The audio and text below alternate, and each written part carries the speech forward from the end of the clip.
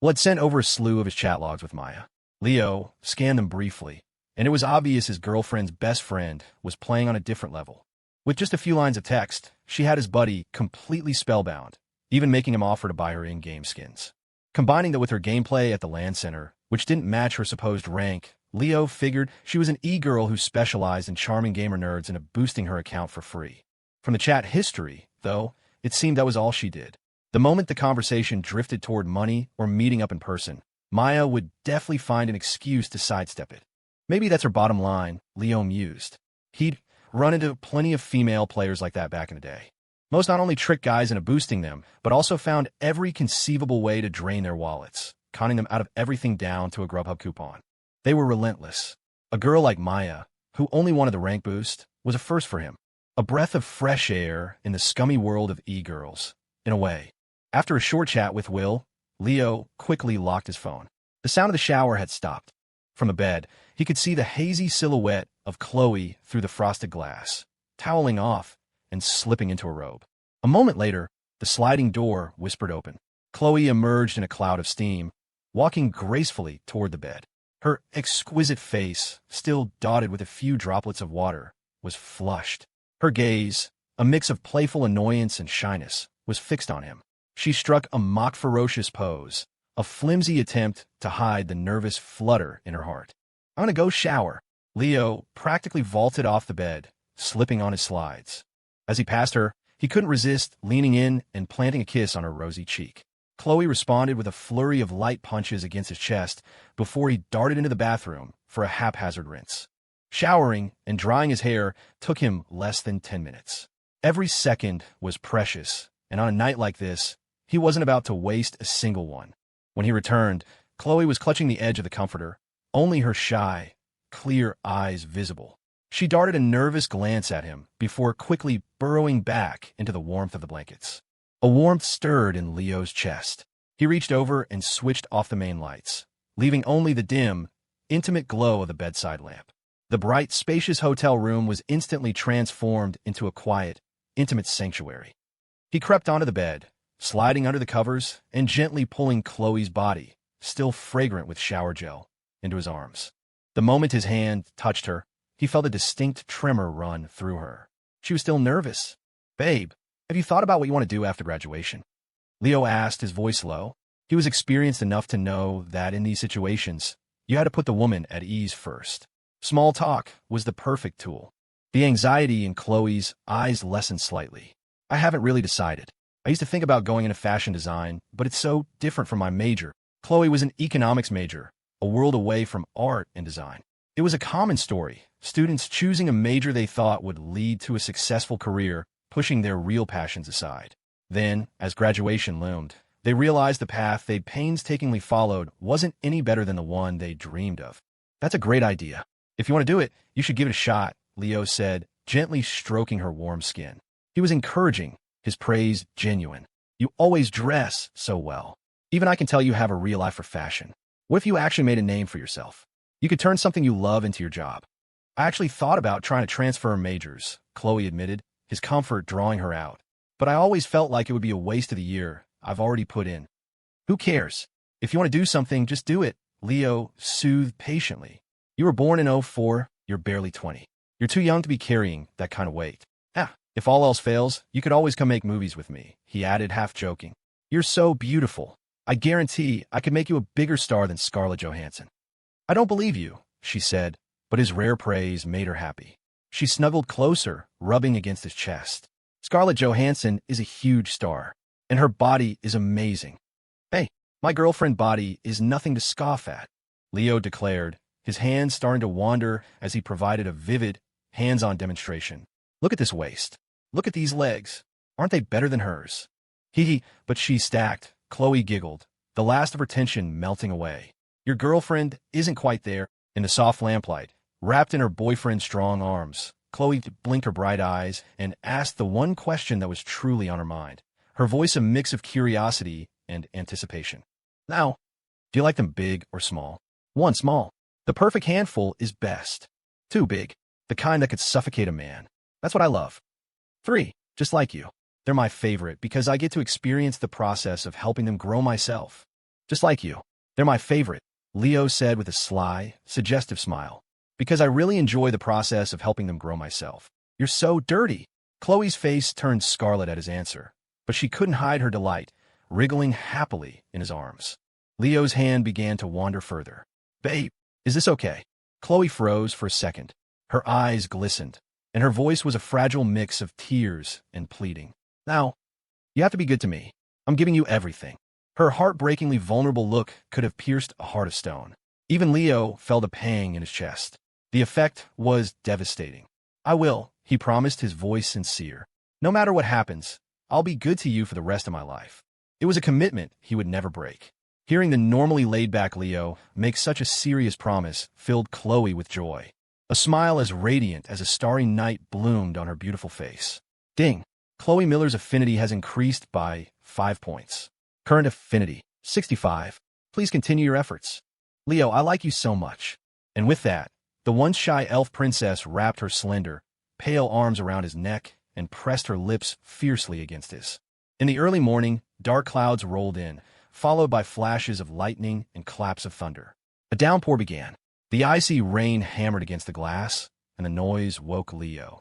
He opened his eyes and stared blankly for a moment before picking up his phone from the pillow. It was just after 7, but the sky outside was so dark and oppressive it felt like dusk. Leo, naked, got out of bed, went to the bathroom, and came back. He glanced around the messy room and couldn't help but smile. The armchair, which had been in the corner, was now inexplicably in front of the TV. Chloe's robe was lying in a heap by the floor-to-ceiling window. Chloe herself was fast asleep on the large, soft bed. Her pale, delicate feet, feeling the cold air, twitched and adorably retreated back under the covers. Outside, the rain fell in sheets, creating a quietness like the end of the world. Inside, his beautiful girlfriend was sleeping soundly, mumbling in her dreams. The sense of pure bliss was on par with learning you have the next day off, opening your laptop to find your game has finished updating, seeing all your friends online, and then hearing a storm break outside. Was there any better feeling in the world? Leo rubbed his hands together gleefully and eagerly slid back into bed. He gathered Chloe's warm, soft body into his arms, gently kissed her sweet lips, and closed his eyes again, drifting off to the magnetic sound of her soft snoring. It wasn't until around noon that Leo was jolted awake by his ringtone. Damn it, who the hell has no decency? He grumbled, opening his eyes. He got out of bed, naked, and fished his phone from his jacket pocket. It was Derek Flynn. Glancing at Chloe, who was still snoozing, Leo lowered his voice and walked toward the window. Hey, Derek, what's up? Leo, my man, I'm on set. The equipment you bought arrived. I signed for it. Derek's enthusiastic voice was almost as loud as the rain. The agency told me the actors you picked are all available. They're asking when you want to start shooting. Leo glanced at the relentless rain outside. If it's not raining tomorrow, I'll be there. Thanks, Derek. I owe you dinner. No trouble, no trouble. Another friend is another ally, right? After a few more pleasantries, Leo hung up. He leaned back against the headboard, lazily planning his next steps. Who was that? Chloe murmured, pushing herself up with the thick comforter still draped over her. She sleepily sat on his lap, clinging to him like a little koala. Feeling her smooth skin against his, Leo felt a familiar stir, but he explained, a director friend. He said the actors are all available. Chloe rested her chin on his chest, blinking her drowsy eyes. Does that mean you're going to be busy now? Leo stroked her messy hair. Yeah, can't just play around all day. Well, you'd better work hard, Leo, Chloe said, swinging her feet happily.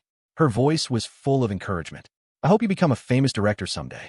Maybe all the big stars will be begging you to cast them.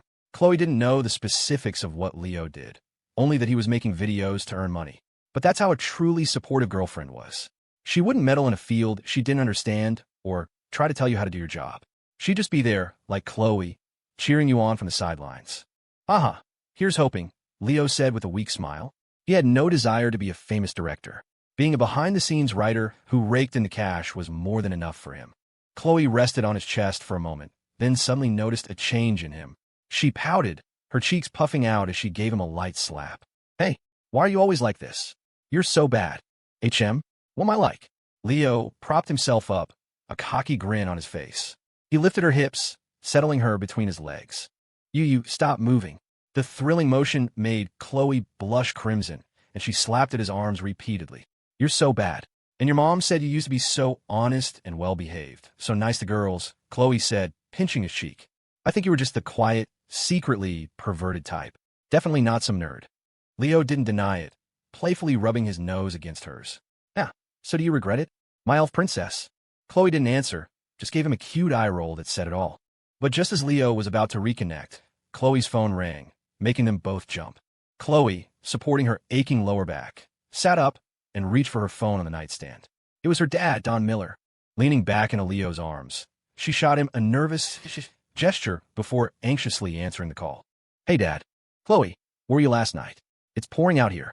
When are you coming home? I was at Maya's last night. I'll be back in a bit. Well, come back soon.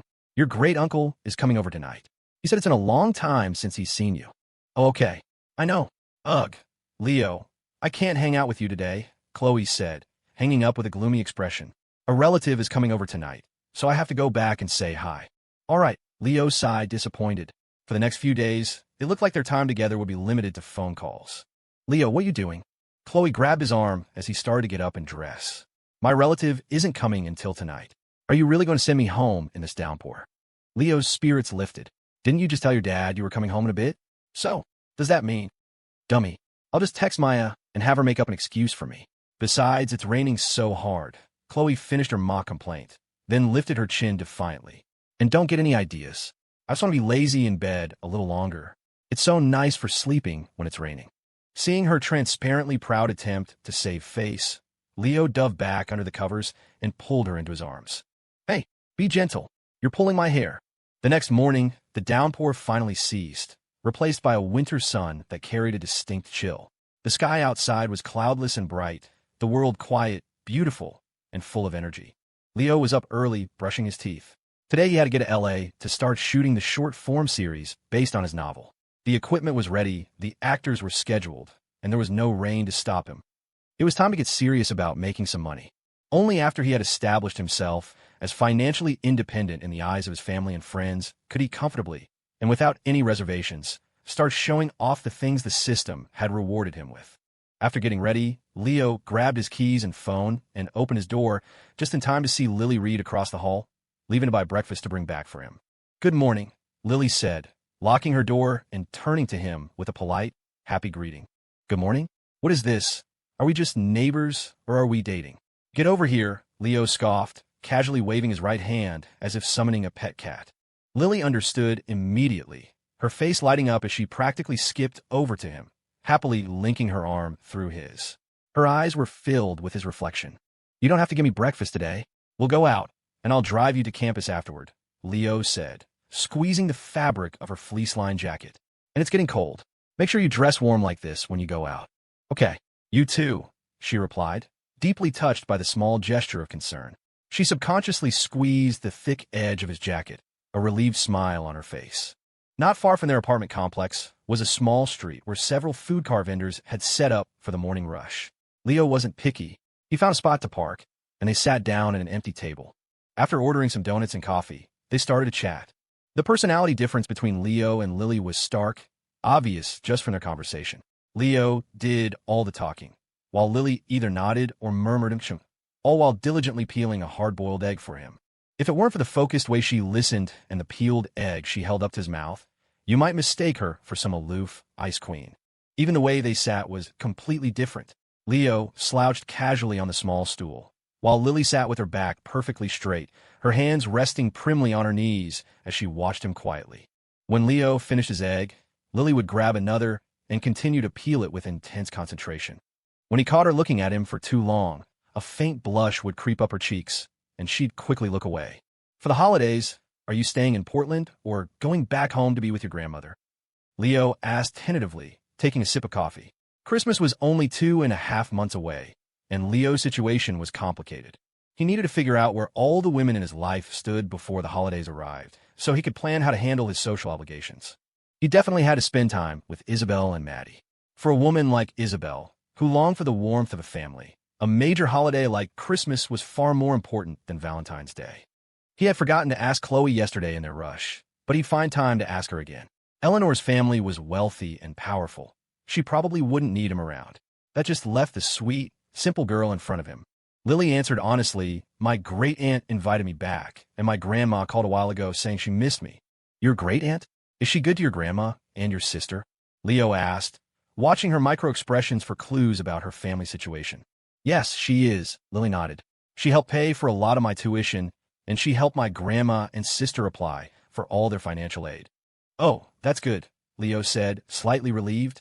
It seemed not all relatives were unreliable. "So, would it be okay if I came to visit your family for the holidays?" "I've never been to Idaho," Leo asked directly. "I keep seeing those TikToks of that guy pouring lava on stuff. It makes me want to go try some of that crazy-looking roasted lamb." "Huh? You want to come to my house?" Lily was clearly startled. "What? Am I not welcome?" Leo tilted his head. "No, that's not it," she quickly denied, her voice small and self-conscious. "My house is really run down, and the roads are bad. It would take you a long time to drive there." Stop. Just tell me if you want me to come or not," Leo said, cutting through the excuses. "I do." Lily nodded immediately. Of course, she wanted her grandmother and great-aunt to meet the boy she liked. "Then that's settled. What's all this other nonsense?" Leo said, peeling an egg and handing it to her. After a moment of thought, he added, "It's decided then. A few days before Christmas, I'll drive you home and stay for a couple of days." "Okay," Lily agreed happily, accepting the egg as if it were a precious gift. She took a bite, then hesitated before saying seriously, Before Christmas, I'd also like to meet your parents and the two sisters you mentioned." "Maybe next year," Leo said, calmly sipping his coffee. "My parents have really busy jobs. I don't even know if they'll be back for the holidays this year." "Oh, I see." Lily didn't seem suspicious, but then she asked, "Will your two sisters be there? Can I meet them?" "They live in Florida. They're probably busy studying for finals right now," Leo deflected smoothly. "Anyway, if they do come back for the holidays, I'll introduce you to my family." For someone as timid and introverted as Lily to bravely suggest meeting his family, it meant she already saw him as her future. But in his current situation, how could Leo possibly let her meet his parents? If they found out how he'd been playing the field, he'd be getting read the riot act in front of every relative on Christmas morning. "But if they don't come back, won't you be all alone for Christmas?" Lily asked, her voice full of concern. Leo laughed. "Why else do you think I want to go to your place?" He shifted gears, his tone becoming teasing. "You're so eager to meet my parents. You're not already planning on marrying into my family and becoming my little wifey, are you?" He was trying to cleverly change the subject. Normally, a comment like that would make Lily blush and fall silent, allowing him to steer the conversation elsewhere. But this time, Lily looked at him seriously for a long moment. She hesitated, her face turning crimson. She clenched her hands into fists on her knees, lowered her head slightly, and answered with quiet determination. "Yes, that's exactly what I'm thinking." Leo was floored. He never expected Lily to admit something like that so directly. It was true what they said. Sincerity is the ultimate weapon.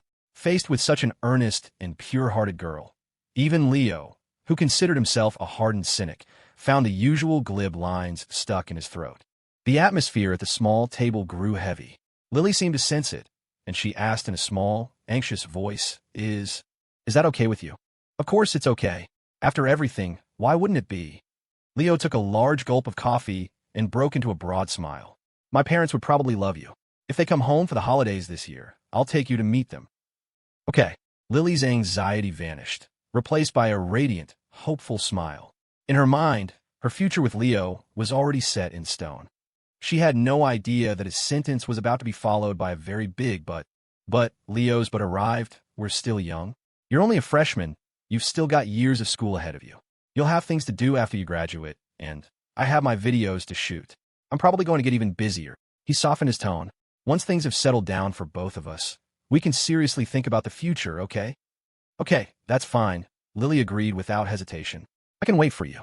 It doesn't matter how long it takes. Don't worry, just take your time." She wasn't expecting to get married while she was still in school anyway. That was something that would have to wait until after graduation, after they'd met each other's parents. TSK. Look at you, Lily Reed. You seem so quiet and dazed all the time, but the moment you open your mouth, it's all about marriage, Leo teased, chewing on a warm donut. "Admit it, you've been after my body this whole time, haven't you? The marriage talk is just a cover." Hearing him completely reverse their roles made Lily a little embarrassed. But unlike before, she didn't shrink away shyly. Instead, with a slight blush on her cheeks, she didn't answer or deny it. She just kept eating her donut with a beatific smile, clearly in an exceptionally good mood. Being on the same page as the boy she liked filled the simple girl with immense joy. Later, after they got in the car, Leo didn't even have to hint at anything. The normally shy and introverted girl proactively swung her legs toward him, the invitation obvious. Wow, you're so bad. Leo shot her a disdainful look, but his body betrayed him as he placed his hand on her soft, full thigh, gently exploring. He drove to a parking lot not far from Portland State University and pulled into a space. It's Monday, so there are a lot of students around. It'll be hard for me to turn around up ahead. You can walk from here. If I get off work early tonight, I'll come back and have dinner with you. It was Monday, and the campus entrance was swarming with students. Chloe, her friends, and her roommates would all be heading to class. Even if the chances of running into them were low, Leo wasn't about to bet his life on it. If he were just hooking up with them, without any official relationship status, he might have risked it. If he got caught, he could just coolly explain, "She's my friend/neighbor. If you don't believe me, that's your problem." Unfortunately, his player skills weren't quite at that level yet. He hadn't been able to resist making things official with both of them, effectively cutting off all his escape routes. If he dropped Lily off right at the campus entrance and ran into Chloe, and both girls started firing questions. Who is this? What's your relationship with Leo? Do you know I'm his girlfriend? What? You're his girlfriend too? It would be a disaster zone of epic proportions. 10 mouths wouldn't be enough to talk his way out of that. Okay, Lily agreed thoughtfully. She unbuckled her seatbelt and grabbed her worn shoulder bag, then looked at him, hesitating as if she wanted to say something. Unlike Chloe, who became bold and affectionate after they got together, Lily wasn't one to initiate romantic gestures. She could only look at him with longing eyes. A normal guy might not have understood what she wanted and just asked, "What's wrong?" But Leo simply opened his arms. "Come on, give me a kiss." Lily didn't speak or refuse, just looked at him shyly. For her, not saying no was the same as saying yes. "Hey, you have to move a little closer," Leo said, exasperated. "There's not that much space in here, and your boyfriend isn't a giraffe. If you don't move, how am I supposed to reach you?" Only then did Lily scoot over, her heart pounding as she waited for him to take the lead. "You silly girl," Leo murmured affectionately, before capturing her soft, full lips with his own. To date, Leo had kissed 4 different women. Chloe's kisses tasted like a first love. Her responses were reserved, yet passionate, sweetening the very air around them. Isabel's depended on her mood. Sometimes she was shy and needed him to lead. Other times she was like a wildfire, so fervent he worried he couldn't handle her. Eleanor was just being bitten by a beautiful psycho. There wasn't much feeling to it, still under observation. As for the sweet dummy in front of him, Lily was shy and passive. Even when she wanted to kiss him, the moment their lips met, she would become incredibly nervous. Her timid nature meant she could only let the boy she liked have his way with her, offering no resistance at all. After a long moment, Leo pulled back, stroking her flushed, beautiful face. Satisfied, he asked with a raised eyebrow. Lily's eyes were hazy, in a voice as soft as a whisper. It could have been a complaint, a come on, or a way of showing off her assets. She murmured, "Next time, can you not use your hands? Just a nice kiss." 1. Refuse sincerely. "No, I like it this way. If you don't, we won't kiss next time." 2. Ask sarcastically. "Don't be ridiculous. I'm not an octopus. I only use my hands. When did my feet get involved?" 3. Kiss her wildly, pull her onto your lap, and say commandingly, "Babe, you should skip class today. I want to test this car suspension." "Don't be ridiculous. Your boyfriend's not an octopus," Leo explained with a cheeky grin. "I only use my hands. When did my feet get involved? I'll sue you for slander." Lily pouted, giving him a wounded look as she subtly rubbed her chest, seemingly accustomed to her boyfriend's shameless antics. "All right, get to campus," Leo said, wiping a tiny smudge from the corner of her lips. "I'll try to be back early tonight, and we'll get dinner." "Okay." Lily nodded, gratified, and got out of the car with her bag. As Leo drove past, she raised her hand and waved, her face beaming with happiness. He drove past the entrance to Portland State University. The area was packed with students and haphazardly parked cars. A few campus security guards were trying to direct the chaos. Just then, Leo's eyes caught a flash of movement on the sidewalk ahead. 2 girls were walking side by side, laughing and talking. It was Chloe and her best friend, Maya. "Shit, what are the odds?" Leo muttered, a chill running down his spine. He instinctively rolled up his window. Unfortunately, his windows weren't tinted, so people could still see inside. He was close, maybe 25 feet away. The chaos of illegally parked cars made it impossible to just turn around and leave. He was stuck, inching forward at a crawl. If Chloe glanced toward the road, she would definitely recognize his BMW M8. And knowing her bubbly personality, she would absolutely shout a greeting. Anywhere else, Leo wouldn't have worried about running into her. He might have even pulled over to flirt for a minute. But this was her university. If he got out of the car to talk to her, other students would see them. As the campus beauty's never-before-seen boyfriend, he'd likely be photographed and plastered all over the PSU subreddit, his face becoming campus gossip. Someone might even dig up the fact that he was a student there, too. More importantly, Lily probably didn't follow the campus subreddit. But if she did, and she saw a post about him and Chloe, his whole two-timing operation would detonate. Lily was probably walking toward the entrance right now. Even if other students didn't notice, his flashy car was a beacon.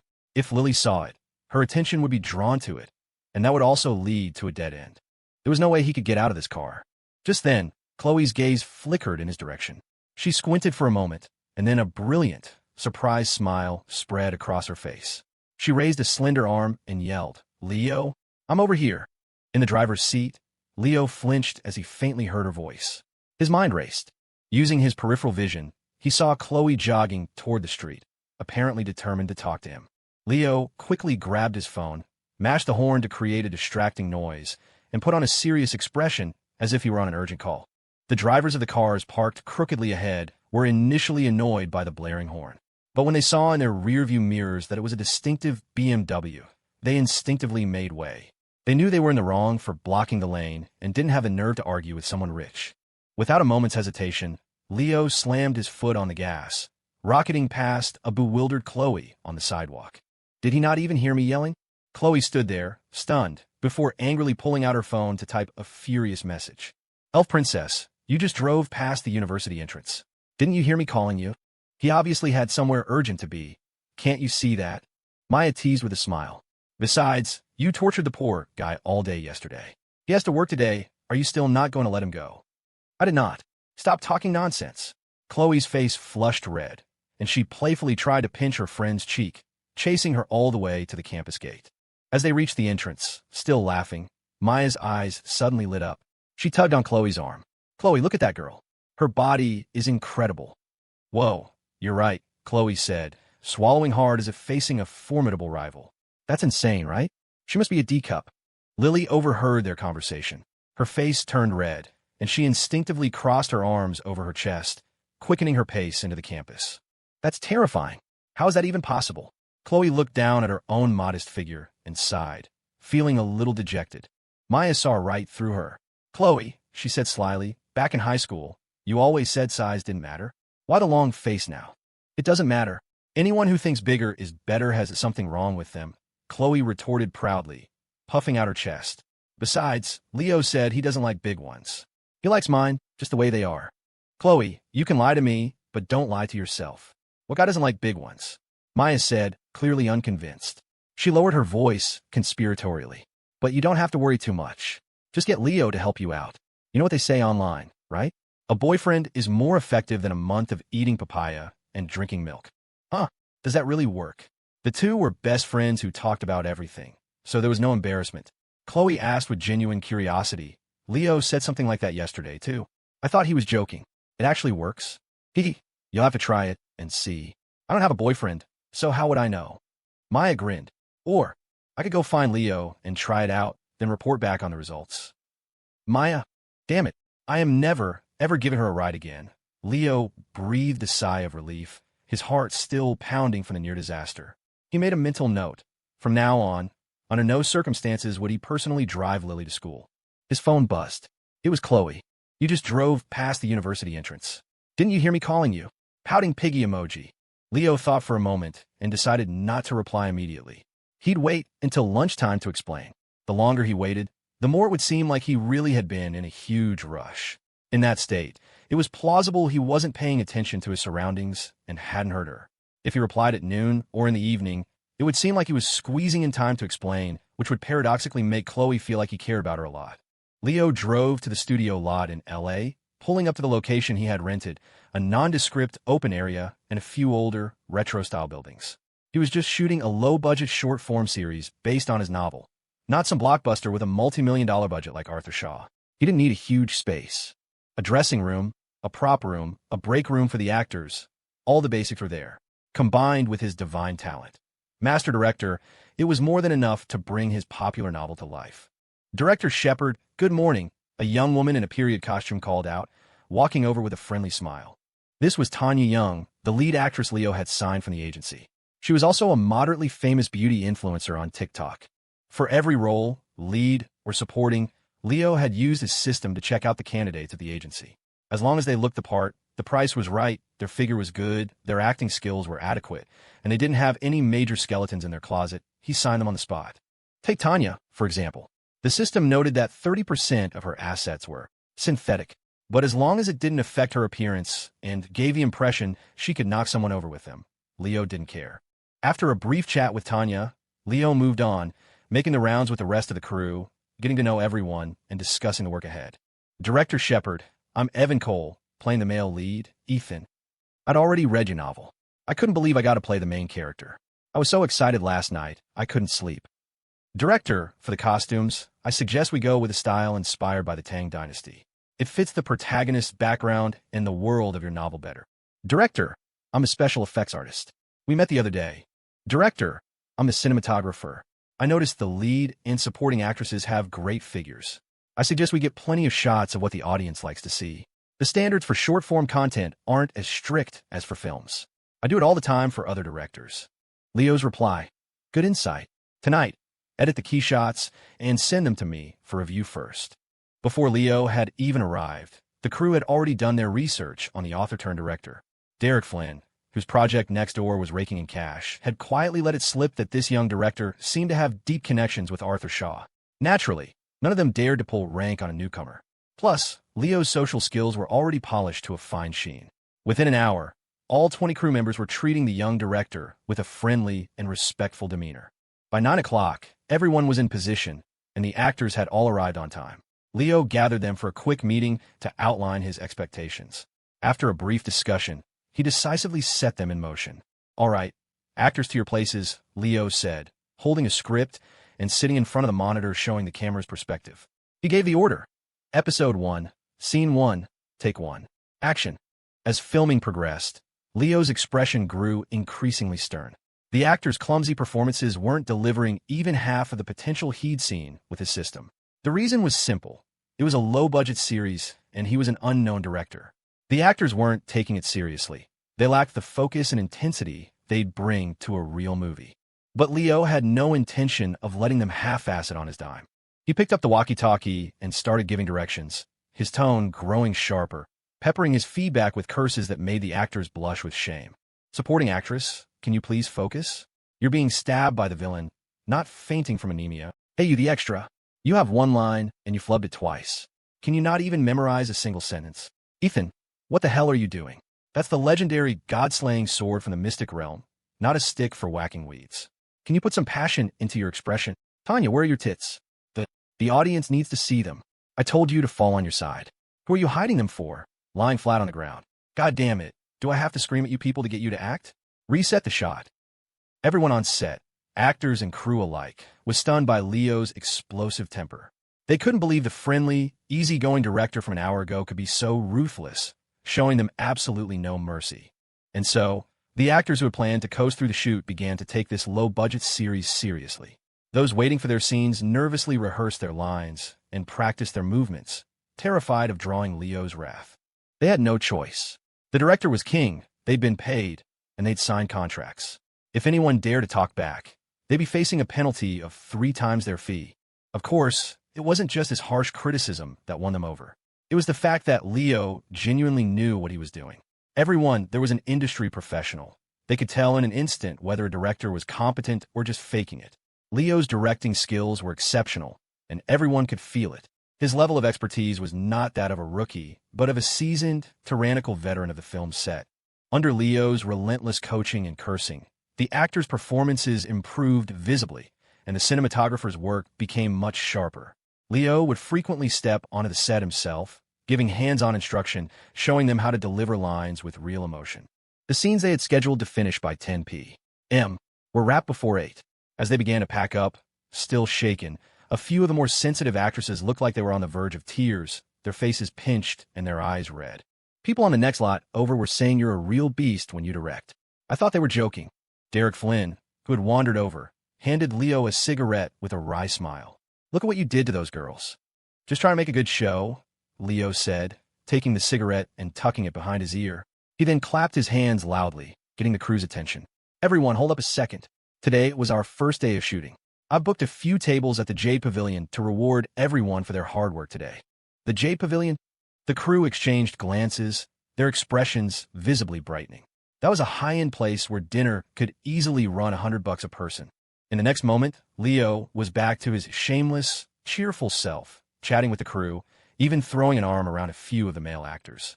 The tyrannical director was gone, replaced once again by the easygoing guy they'd met that morning. "Clever kid," Derek murmured from the side, nodding in approval. "A punch, then a piece of candy. You know what you're doing." This guy was nothing like a rookie director. The next morning, Leo drove to Waterfront Park to pick up the little heiress, Eleanor Hayes, for a visit to the set. Winter had just arrived, and the Portland air was bitingly cold. The sky was a heavy, oppressive gray, and pedestrians walked with their heads tucked into their collars. Only the tourists, bundled up, were still cheerfully taking pictures of the skyline, their laughter turning into visible puffs of white mist in the air. The forecast even predicted snow in the coming days. Leo gripped the cold steering wheel, scanning the curb. He quickly spotted the imposing black Rolls-Royce Phantom. He pulled up alongside it, honked once, and cheekily flicked his windshield wipers as a greeting. The door of the Rolls-Royce clicked open. The bodyguard he'd met before got out first, standing like a fortress behind the open door, his hands holding it steady. After Eleanor emerged at a leisurely pace, the bodyguard jogged over to Leo's BMW, expressionlessly opened the passenger door, patted the seat with a white-gloved hand, and then held his burly arm over the doorframe, gently guiding Eleanor into the car. Only after she was settled did he softly close the door and speed away in the Rolls-Royce. "You rich people really know how to live," Leo remarked, glancing at Eleanor's cool, beautiful face. "You don't even have to open your own doors. All bodyguards are like this," Eleanor explained matter-of-factly. Her eyes drifted to Leo's hand, and a faint blush colored her cheeks as she seemed to be steeling herself for something. Leo hit the gas, his hands on the wheel. "Let's get one thing straight. I can't take you out today. I have to work on set." "That's fine. I can wait until you're finished," Eleanor said, unconcerned. While waiting at a red light, Eleanor nonchalantly took Leo's hand. The car was too small for what she really wanted, so she settled for placing his hand on her cheek, caressing it adoringly, a hazy, captivated look in her eyes. Leo was used to the peculiar heiress by now. "Your hand is so cold," he teased. "You've been spending a lot of time on your private life lately, haven't you?" Eleanor tilted her head.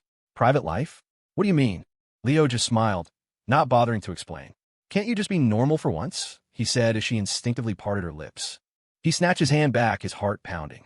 "Just touch my hand like a normal person. Do you always have to be thinking about that stuff?" "I'm driving, Your Highness. I'm begging you, please stop trying to turn this into something dirty." "It's fine. Just drive slowly. There aren't many cars on the road," Eleanor said, a hint of hunger in her voice as she reached for his hand again, eager to do something unspeakable. Her repeated advances were starting to get on his nerves. "Damn it, I'm driving. Don't make me smack you." Eleanor's breathing instantly quickened. She pleaded, her voice urgent. "Quickly, Leo. Do it. Smack me." "Leo. Ethan, what is your problem? Tanya weighs less than 120 pounds. You can't hold her in a princess carry for a few seconds?" Camera cut down to his legs. "I'll do it myself. Supporting actress. What the hell are you doing? Tanya weighs less than 120 pounds. You can't hold her in a princess carry for a few seconds?" Camera cut down to his legs. "I'll do it myself. Supporting actress. What the hell are you doing? I told you to give a playful cry, not a moan from a porno. You're playing a wandering swordswoman, not the top girl at a brothel." "Yes, that's it. Tanya, great work today." Camera, focus on her feet first. Pan up slowly from her feet. Slow the pan on her upper body. Then, a close-up on her profile. "Damn it, it took 3 takes for that simple shot. I'm done with you all. One more time. If you can't get it right, get the hell out of here." All right, that's a wrap for now. Everyone take a lunch break. We'll shoot the next scenes after." At 2 in the afternoon, after successfully filming 3 full episodes, Leo let the actors break for lunch. Although their performances had improved, he still saw plenty of flaws and had lost his temper several times during the shoot. Sometimes, he couldn't hold back the stream of curses. In this high-pressure environment, all the crew members had developed a healthy fear of their mercurial director. When they weren't filming, Leo was as friendly and easygoing as could be, even chatting casually with the grips moving equipment. But the moment the cameras started rolling, he became a different person. If an actor's performance was over the top, their movements stiff, or they failed to deliver, he became absolutely ruthless, stopping just short of physical violence. In reality, bosses with such volatile temperaments were common. The more successful the company, the more aggressive the boss, often with a gangster-like demeanor. The highest level of leadership was an intimidating presence that commanded respect without anger. These bosses are the most unpredictable. One second, they could be chatting with you pleasantly, the next you could be packing your desk. It was a necessity. When you're the one signing the paychecks and leading a team, you can't be a pushover, especially as a no-name rookie director like Leo. If he had been polite and accommodating on the first day, they would have subconsciously written him off as weak and easy to manipulate. His own father, David Shepard, was a perfect example. His first job was as a construction site foreman. When he first visited a new site, he passed out cigarettes and talked amicably with the workers. The next day, no one would listen to his instructions. A few of the hot-tempered workers even talked back to him. So, David changed his approach. He started chewing out anyone who did a poor job and frequently threatened them with fines or termination. After a few days of this, the workers would see him coming from a distance and run over to offer him a cigarette. The bottom line was, when you're out in the world, you have to own your mistakes and take your lumps. Outside of work, a boss and employee could be friends. But once you take their money, you have to deliver. If you don't, you fully deserve to be chewed out. Leo, are you always like this when you direct? Eleanor asked, holding a cheap styrofoam lunchbox, her tone urgent. Can I help out? Don't even think about it. I know what you're thinking, Leo said with the patient smile one reserves for the mentally challenged. We don't hire perverts on this set. For the next half a month, Portland remained under a blanket of dreary, oppressive weather.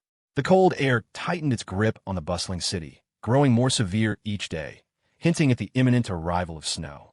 In stark contrast to the grim weather was the progress of Leo's production. In just 2 weeks, they had shot over 30 episodes of the series, covering more than 300 chapters of the novel. Under Leo's guidance, the pace of filming had accelerated, and the quality had steadily improved.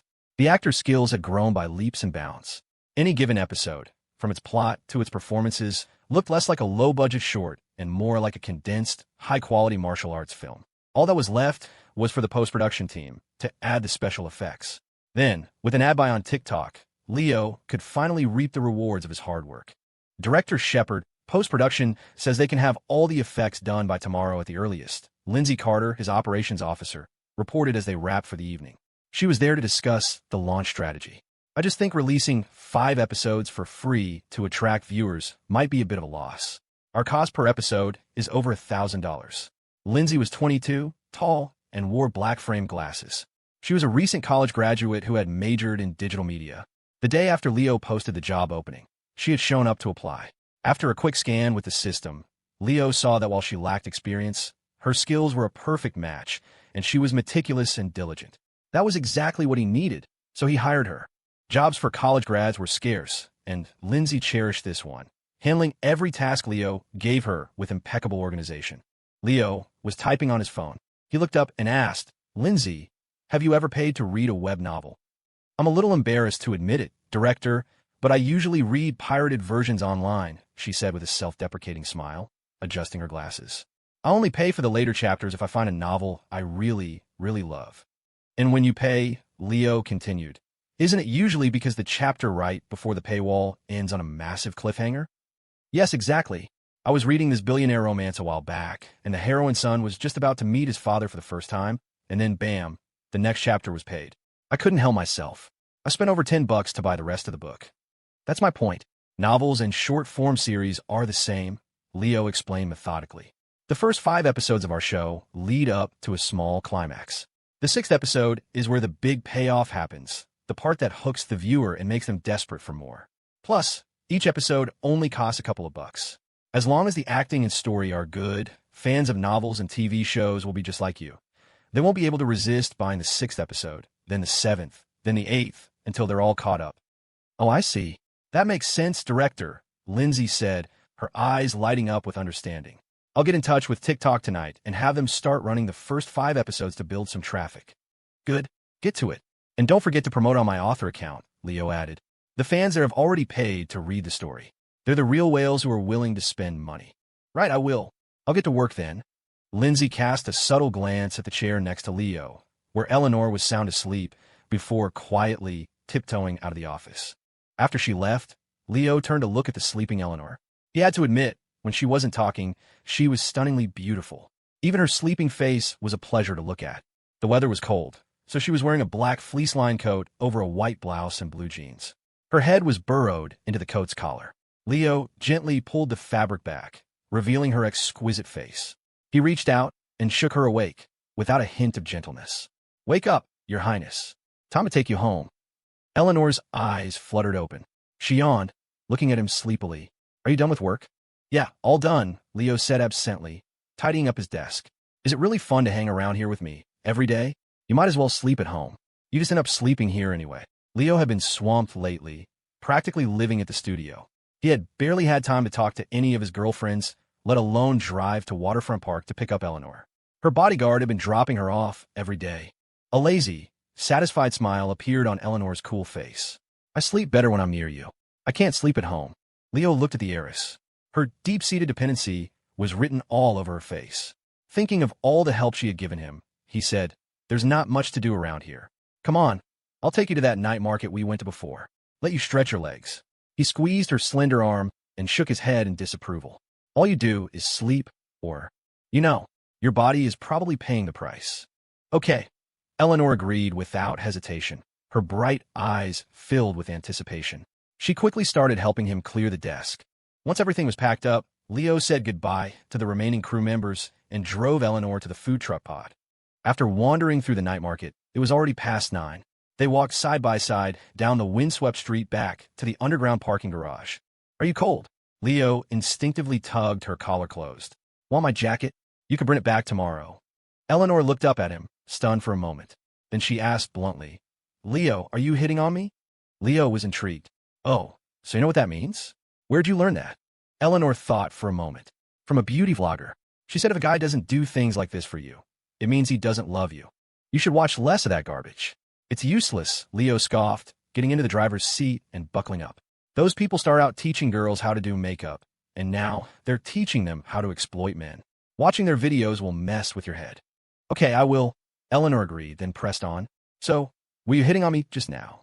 "No, it was just a friendly gesture."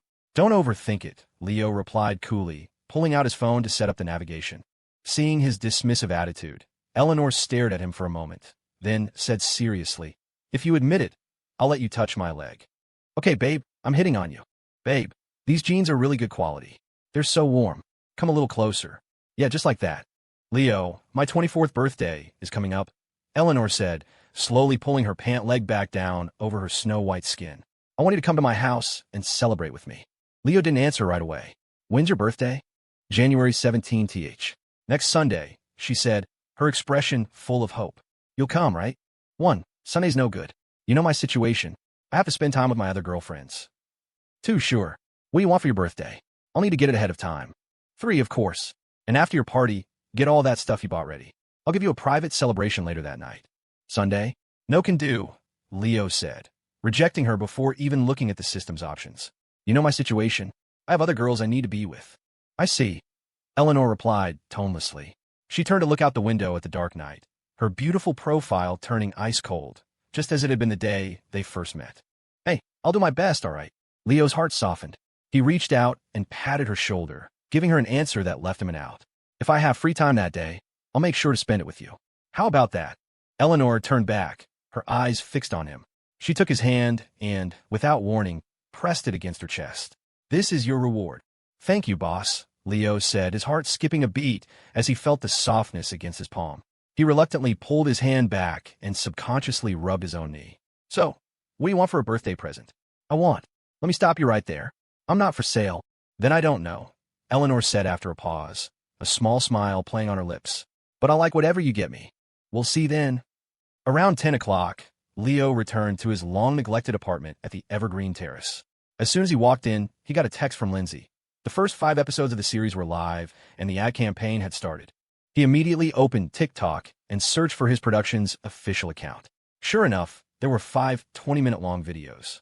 He had paid TikTok $75,000 for a month-long ad campaign to promote the series, targeting 100,000 users a day. The high price was because he had opted for precision targeting. His ads would only be shown to users who liked reading web novels or watching series adapted from them. "I hope this pays off," Leo prayed silently. He copied the link to his series and posted it on his social media profile. Offline Mode, the hit progression fantasy novel, now a blockbuster series. An epic is here. Click the link below to watch for free on TikTok. Leo didn't have many friends who were into web novels. His goal wasn't to generate traffic from his personal profile. He was mainly sending a message to his girlfriends and family that he was working hard to make money. Once the series took off and his income soared, his extravagant spending wouldn't raise so many questions. Of course, the more important reason was to prove to his girlfriends that he really had been busy lately, dispelling any doubts they might have. After a shower, he checked his phone. His post already had over 30 likes and a dozen comments. The first like was from, of all people, his sister Riley. Bloodsucker #1 liked your post and commented, "Go get him, old man." The second like was from Eleanor, with no comment. Then came Isabel, Chloe, Lily, his parents, his buddies, and a few other unrecognized contacts. PSU Elf Princess, incoming video call. Heiress Investor, just found a really good video. Want me to send it to you? Landlady sis, are you done with work yet? Where are you coming over for dinner? Maddie says she misses you. Neighbor dummy, you can do it, Leo. Thumbs up. To avoid suspicion, Leo had changed the contact names for Lily, Isabel, and Eleanor. The new, less intimate names wouldn't arouse suspicion from the girls themselves, and if another girlfriend saw them, he had a plausible explanation. Isabel was young and beautiful, so what was wrong with calling her landlady sis? Eleanor had helped him so much, even getting Arthur Shaw to introduce him to Derek Flynn, so calling her heiress investor made perfect sense, right? And his neighbor Lily really was a sweet dummy, so the down-to-earth nickname fit. "Hey Chloe, still up this late?" Leo answered the video call, simultaneously juggling texts with Isabel, Lily, and Eleanor. The life of a player was just this simple, unadorned, and fulfilling. The next morning, Leo was woken up by his phone ringing. He groggily picked it up. "Yeah, who is it?" "Director." It was Lindsay, so excited she was tripping over her words. "I have good news and even better news. Which you want to hear first?" "Let's go with the good news," Leo said with a calm smile. He didn't even need to guess. His series viewership numbers were in, and they were obviously good. "Wait, what did you say?" 50 million. Leo shot up in bed. 50 million views in one night? How was that possible? He knew his series was good, but no matter how good it was, there was no way it could get such insane numbers overnight. "Director, I sent the even better news to you on your phone. You'll understand when you see it," Lindsay said, her voice giddy with excitement. Leo quickly opened his messages. Lindsay had sent him screenshots of the series' back-end analytics and the ad buy investment amount. 500,000. Leo was stunned by the total investment amount. He had only put in $75,000. How had it become $550,000? Even the most die-hard fans of his novel wouldn't have spent that much to promote his show. At first, he thought it might have been Eleanor or Isabel. They were the only people he knew who could drop that kind of cash. But strangely, after investing $500,000 to promote the series, the account that made the purchase was immediately deleted. He knew their personalities. Neither of them would do something so generous and then disappear without a trace. Holy hell, Leo breathed. Who the hell was that?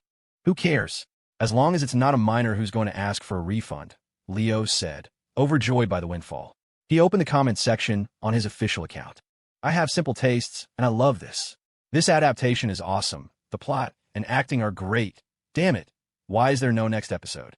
Where's episode 6? Release it already. I'll pay for it. El Mayo, when the main actress fell her assets bounced. The director even gave a close-up. I have to watch this now. Holy shit. I just realized this is that super popular progression fantasy I've been reading. They made it into a series. Like, this plot is actually so good. Link to the original novel, please. The lead is Tanya Young, right? I'm a huge fan of her. Work. Begging for episode 6.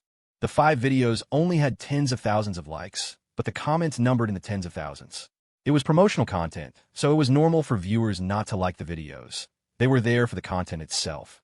The staggering 50 million plus views and the fact that all 5 videos had a completion rate of 90% told a real story. That kind of number was terrifying on a fast-paced platform like TikTok. It meant that almost every user who saw the ad had watched the full 20-minute episodes from beginning to end. Just then, a message from Lindsay came through. Lindsay Carter, Director, my suggestion is to capitalize on the high traffic and release the 6th episode immediately to retain these viewers. Offline mode, no. Release all the finished episodes. Don't hold a single one back. Lindsay Carter, why? If we release everything, won't we burn through all the novelty? We still have a lot more to film. Offline mode, you don't get it, Lindsay. Even if these episodes are high quality and the viewers love them, if we don't have subsequent content and we just string them along, releasing one episode every few days, they won't stand for it. The novelty will wear off, and if they can't find the next episode, they'll forget our show ever existed. Offline mode. The short-form video market is like a brothel full of beautiful women. The viewers are the clients. With a new girl, even if we're the most beautiful one there, the brothel is full of other girls. If we just keep teasing the clients and never show them the real goods, they'll just move on to someone else. They won't wait around for us. Lindsay Carter, Director, your analogies are certainly down to earth. Sweating emoji. Offline mode. All right, get to it. And make sure your team has the payment channels set up properly. I want to see the profits tonight. Smug emoji. Lindsay Carter. Ok. Today's scenes were mostly transitional, so Leo decided not to go to the set, letting his assistant director take charge. After hanging up, he flopped back onto the bed, planning to get a little more sleep. He had been running on fumes lately, working all day and then juggling conversations with his girlfriends all night. His enhanced physique felt fine. He didn't feel the slightest bit tired, but his subconscious was telling him he still needed rest. The moment his head hit the pillow, he was out. He didn't wake up until after 6 in the evening. Feeling refreshed, he got up, brushed his teeth, grabbed his phone and keys, and decided to head to his parents' place to mooch a meal and give them Mercedes. He drove the Benz to his parents' apartment complex. Their old VW wasn't in its usual spot, so he parked the Mercedes there. He let himself in. Riley was already home, lounging on the sofa, lazily scrolling through TikTok, her bare feet dangling over the armrest. Bro, Riley had assumed it was her parents coming home from work. When she saw it was Leo, a happy smile involuntarily spread across her face. Then she remembered he had bailed on pretending to be her boyfriend, and the smile vanished as quickly as it had appeared, replaced by a sullen, disdainful look. Even her form of address changed. Old man, back to leech another free meal. Leo was used to Riley's bratty attitude. He ignored her and bent down to change his shoes. Where's your sister? Riley, who had been walking over with a cheerful look on her face, eager to see her long-absent brother, froze. Her expression fell. Old man, she demanded, her voice full of hurt and anger. Do you only have one sister named Sophie? Can you stop being so jealous all the time? Leo scoffed. As he walked past her, he provocatively pinched her smooth cheek, earning him a flurry of angry punches from the fuming girl. He wandered around the apartment, his stomach rumbling, and headed to the kitchen to forage. Riley trailed him like a shadow, leaning against the kitchen doorway, a faint smile playing on her lips as she watched him rummage through the fridge. Why is there nothing in here? Leo said, closing the refrigerator door.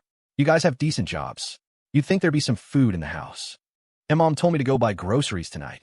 I was just about to leave, Riley said, twirling a strand of hair around her finger, her voice lacking conviction. You drove, right? We can go together. Let's go, Leo agreed. It was still early, and he could grab a snack while they were out. Okay, wait for me. I'll go change, Riley said, a joyful smile breaking across her face as she scampered back to her room. Let's go. Riley emerged from her room, having changed, and made a point of spinning in front of Leo on the sofa. Well, old man, do I look good?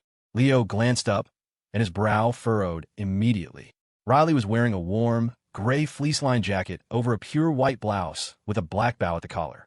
Below, she had on a gray and black pleated skirt that cinched at her waist, putting her long, pale, and evenly toned legs on full display. They seemed to shimmer under the light. What the hell are you wearing?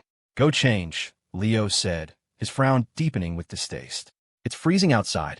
People are going to think you're insane, going out with bare legs. If it had been any other girl, Leo would have been enjoying the view, maybe even wishing she was wearing less.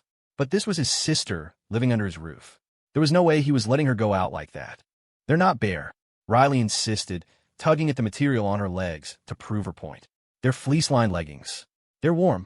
All the girls wear them this season. I don't care if they're miracle leggings. I don't care about other girls. You're my sister, and I'm not letting you go out dressed like that, Leo retorted mercilessly. Go put on something normal and warm, or I'm not going. Oomph. Riley stomped her foot, fuming. She reluctantly returned to her bedroom and changed into a thick, long, down-filled parka that completely covered the long legs she was so proud of. She walked back out, her face a mask of frustration. "That's more like it," Leo said, nodding in satisfaction. Then he added with a teasing smile, "What's going on with your hair? Looks like a dog chewed on it." Riley touched her hair. Sure enough, strands were flying everywhere, probably from the static electricity generated when she pulled on the parka. She went back to her room, grabbed a comb, and resentfully handed it to Leo on the sofa. "You do it. It's hard to manage with this giant coat on." "I swear, you're impossible." "Fine, come here." Leo sighed wearily, taking the cartoon-themed comb and setting his phone aside. Riley quickly brought over a small stool and sat down with her back to him, her slender, pliant back perfectly straight. As Leo combed through her messy hair, he chuckled. "Aren't you embarrassed, Riley? You're a grown woman, still having your big brother comb your hair. If your classmates found out, they'd laugh you out of town." "I like it. What business is it of theirs?" Riley huffed, completely unconcerned. Leo couldn't see her face, but her defiant tone told him she was in a good mood now. "Man, if only you were half as obedient as Sophie," Leo said, shaking his head with a wry smile. "Forget Mom and Dad. Even I'm worried about you. With a temper like yours, how are you ever going to find a boyfriend?" At that, Riley suddenly spun on the stool, shifting to the edge of the sofa between Leo's legs and letting her whole body fall heavily back into his arms. The sudden weight of her small frame caught Leo off guard. "What are you doing?" "I'm not done combing." "Leo," Riley murmured into his chest, her voice laced with a feeling like she was about to cry, in plaintive tone. "Am I really your sister?" "What kind of stupid question is that?" Leo asked with a laugh. "Or was I the one Mom and Dad found in a ditch somewhere?" "Then why are you always picking on me? Every time I do something and hope for a little praise, you just brush it off," Riley complained, her voice thick with grievance. "But whatever Sophie does, you and Mom and Dad are always praising her, just because her grades are a little better. It makes me feel like an outsider." Her heartfelt, raw complaint left Leo at a loss. It was the first time she'd ever spoken so openly. He knew it was a common dynamic. In many American families, performance, especially academic performance, spoke volumes. Sophie got good grades, had a sweet way of talking, and had been a polite, well-behaved girl her whole life. She'd practically grown up on a diet of praise. Riley's academic record was a disaster, and she'd been a mischievous troublemaker since she was little. It was impossible to say their parents didn't have a favorite, that their love and attention were perfectly balanced. Leo had grown up in the middle of it, hearing the same refrains from his parents over and over. "Riley, can't you be more like your sister? If only you were half as smart as she is." That constant background noise had conditioned him. He had accepted and normalized his parents' approach, and as he got older, he naturally favored Sophie a little more. "I am sorry. You're right, that was my fault. I shouldn't take sides between you two," Leo said sincerely. He brought his legs together, so her small bottom was resting on his thighs, and he instinctively wrapped an arm around her slim waist, leaning over to see her upset face. "From now on, I promise I won't be biased. I'll treat you both exactly the same, okay?" Feeling his hand on her waist, Riley fidgeted with her fingers, a little flustered. I'm not saying you have to do anything drastic. I just want you and Mom and Dad to be fair to me. I'm part of this family, too." "Yes, you're right. You're absolutely right." Leo nodded earnestly. "I promise. I'll pay more attention to you from now on. I'll make up for it." "Oomph. That's more like it," Riley said. The pout on her face instantly dissolved, replaced by a radiant, overjoyed smile. A second later, she became aware that she was sitting on Leo's lap, his arms still around her waist. A blush crept on her cheeks. "Leo, maybe this isn't a good look." "Sorry, force of habit. I have a lot of girls," Leo said, withdrawing his hand without a second thought. It was the honest truth. If any other girl were sitting on his lap, his hands would be doing a lot more than just holding her waist. "Oh, a lot of girls." Riley narrowed her eyes, a sly smile playing on her lips. "Besides that Chloe Miller, who else have you been hugging, big brother?" "Too many to count," Leo said, knowing she was just trying to get a rise out of him. He leaned into it, boasting, "A new one every day. I never repeat." "Oomph. Keep dreaming. You land one campus beauty and you think you're God's gift," Riley said with a dismissive scoff. "Just be careful. When you two break up, you'll be back to hiding in your room, posting on social media about how you'll never trust a woman again." Get off. "Your hair is done," Leo said, showing no hint of gentle sentiment. He pushed Riley away and handed her the comb. "Let's get your shoes on and go. I've been starving all day." Leo headed for the door, first to call the elevator. Riley locked the apartment door and came running. Then, with a little hi-ya, she jumped on his back, wrapping her arms affectionately around his neck. The easy intimacy was just like when they were kids. "Hey, you're heavy." "Stop messing around," Leo grumbled, but his hands moved to support Riley's legs, piggybacking her toward the elevator. Riley protested. "I am not heavy. I'm only 95 pounds. Sophie is 102. Then I'll treat you to a nice meal in a few days. Get your weight up past hers." Okay. There's a new Italian place that opened up behind my school. Can you take me sometime?" "Sure. Wait a minute. What's up with you, Riley?" Leo asked, turning his head. "You're getting pretty comfortable calling me Leo. What happened to old man?" Riley avoided his gaze, burying her face in the thick fabric of his jacket. "I'm in a good mood today," she mumbled haughtily. "So I'll grant you a few Leos. I think I prefer old man. It's cozier." "Nah, I'm not doing it." When the siblings returned with groceries, their parents had just gotten home from work. Sophie was also back from her tutoring session, sitting on the sofa with headphones on, deep in concentration as she practiced her English listening exercises. Why is everyone so quiet?" Leo asked after changing his shoes. He noticed his parents standing in the living room, staring at him without a word. They looked troubled, and the atmosphere was strangely silent. "It's good you're back," his father, David, forced a strained smile. He walked over, took the bags of groceries from Leo's hands, gave him a deep, meaningful look, and then turned and disappeared into the kitchen. "Mom, I'm home." Leo tilted his head, looking at the silent Sharon. "Nothing to say? It's been months. It's your living, breathing son." "What, you want me to bow?" Sharon scoffed, then gave her tall son a loving pat on the arm. Now, that's the right reaction. Just as Leo was grinning at her, she quickly averted her eyes and turned to help in the kitchen. Something's not right," Leo muttered. In the past, he would have missed these subtle shifts in expression. But after the system's baptism, his ability to read people was razor sharp. He could feel that his parents were hiding something from him. "You feel it too? Mom and Dad have been so worried lately," Riley whispered beside him. "Especially Mom. She's always in her bedroom by herself, looking through old photo albums and sighing. She comes out with her eyes all red." Leo sucked in a sharp breath. "Don't tell me Dad's having an affair. Have they been acting weird?" "I think it's very possible. Dad's been on the phone with someone a lot lately," Riley whispered back seriously. "Now, whenever his phone rings, he goes into the bedroom to answer it, and Mom follows him. They tell us not to come near." "Damn, it's not really an affair, is it?" Leo muttered, a chill running down his spine. Was this some kind of karmic punishment for his own player lifestyle? His parents, getting into affairs at their age? But in his memory, David Shepard was a devoted family man. It just didn't seem like him. An idea struck him. He activated his God's eye ability and scanned his parents' detailed profiles. To his relief, their marital status showed no abnormalities. There were no flags for infidelity. The old man isn't cheating. So it must be something else. Leo breathed, relieved. If they weren't planning on divorcing, then something else was weighing on them.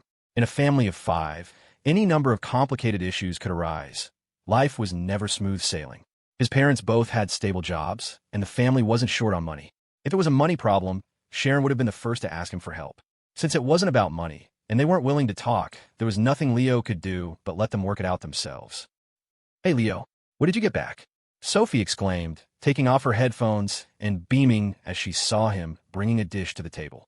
"If you were any more focused, you'd have achieved digital enlightenment and ascended to the English-speaking heavens," Leo teased, then added warmly, "Go wash your hands. It's time to eat." Okay. The table was set, and the 5 of them sat down. Unlike their usual lively, boisterous meals, tonight's dinner was strangely quiet, punctuated only by occasional, fragmented bits of small talk. Sharon, usually a chatterbox who doted on her 3 children, ate with a heavy heart, her complicated gaze frequently drifting over to the 3 siblings. After dinner, the 3 of them sat on the sofa, laughing and chatting. Their father, David, sat nearby, quietly watching them, a faint, gratified smile on his slightly weathered face. There seemed to be an almost imperceptible glint of tears in the corners of his eyes. Sharon brought out a bowl of strawberries and set it in front of them, then patted an emotional David on the arm, giving him a meaningful look. "Mom, Dad just bought a new car. You two should take this one." Leo put his Mercedes keys on the coffee table. "Also," he added with a reassuring smile, "I'm not home much, so I don't know everything that's going on. But whatever it is, don't keep it bottled up. I've met a lot of people through filming. They have connections here and could probably help." "Silly boy. What could possibly be wrong with us? This is a civilized society. It's not the Wild West, David said, taking Sharon's hand with a gratified smile. Your mother and I still have savings. We don't need your money right now. I know you're making good money lately, but don't get carried away. It's easy to spend. Exactly. How long have you had this car? And you're already getting a new one. Sharon forced a smile, reverting to her usual nagging persona. Don't be so frivolous with your money. When you marry that nice Chloe girl, you'll have plenty of expenses. Hey, I'm earning it, and I don't have that many things I need to buy, Leo said proudly. Anyway, if you ever need money, just call me. And you too, he said to his sisters. If you want anything, just buy it. Yes, love you, bro. The two girls threw their arms around his shoulders in ecstatic delight. Their parents exchanged a look, their faces softening into proud smiles.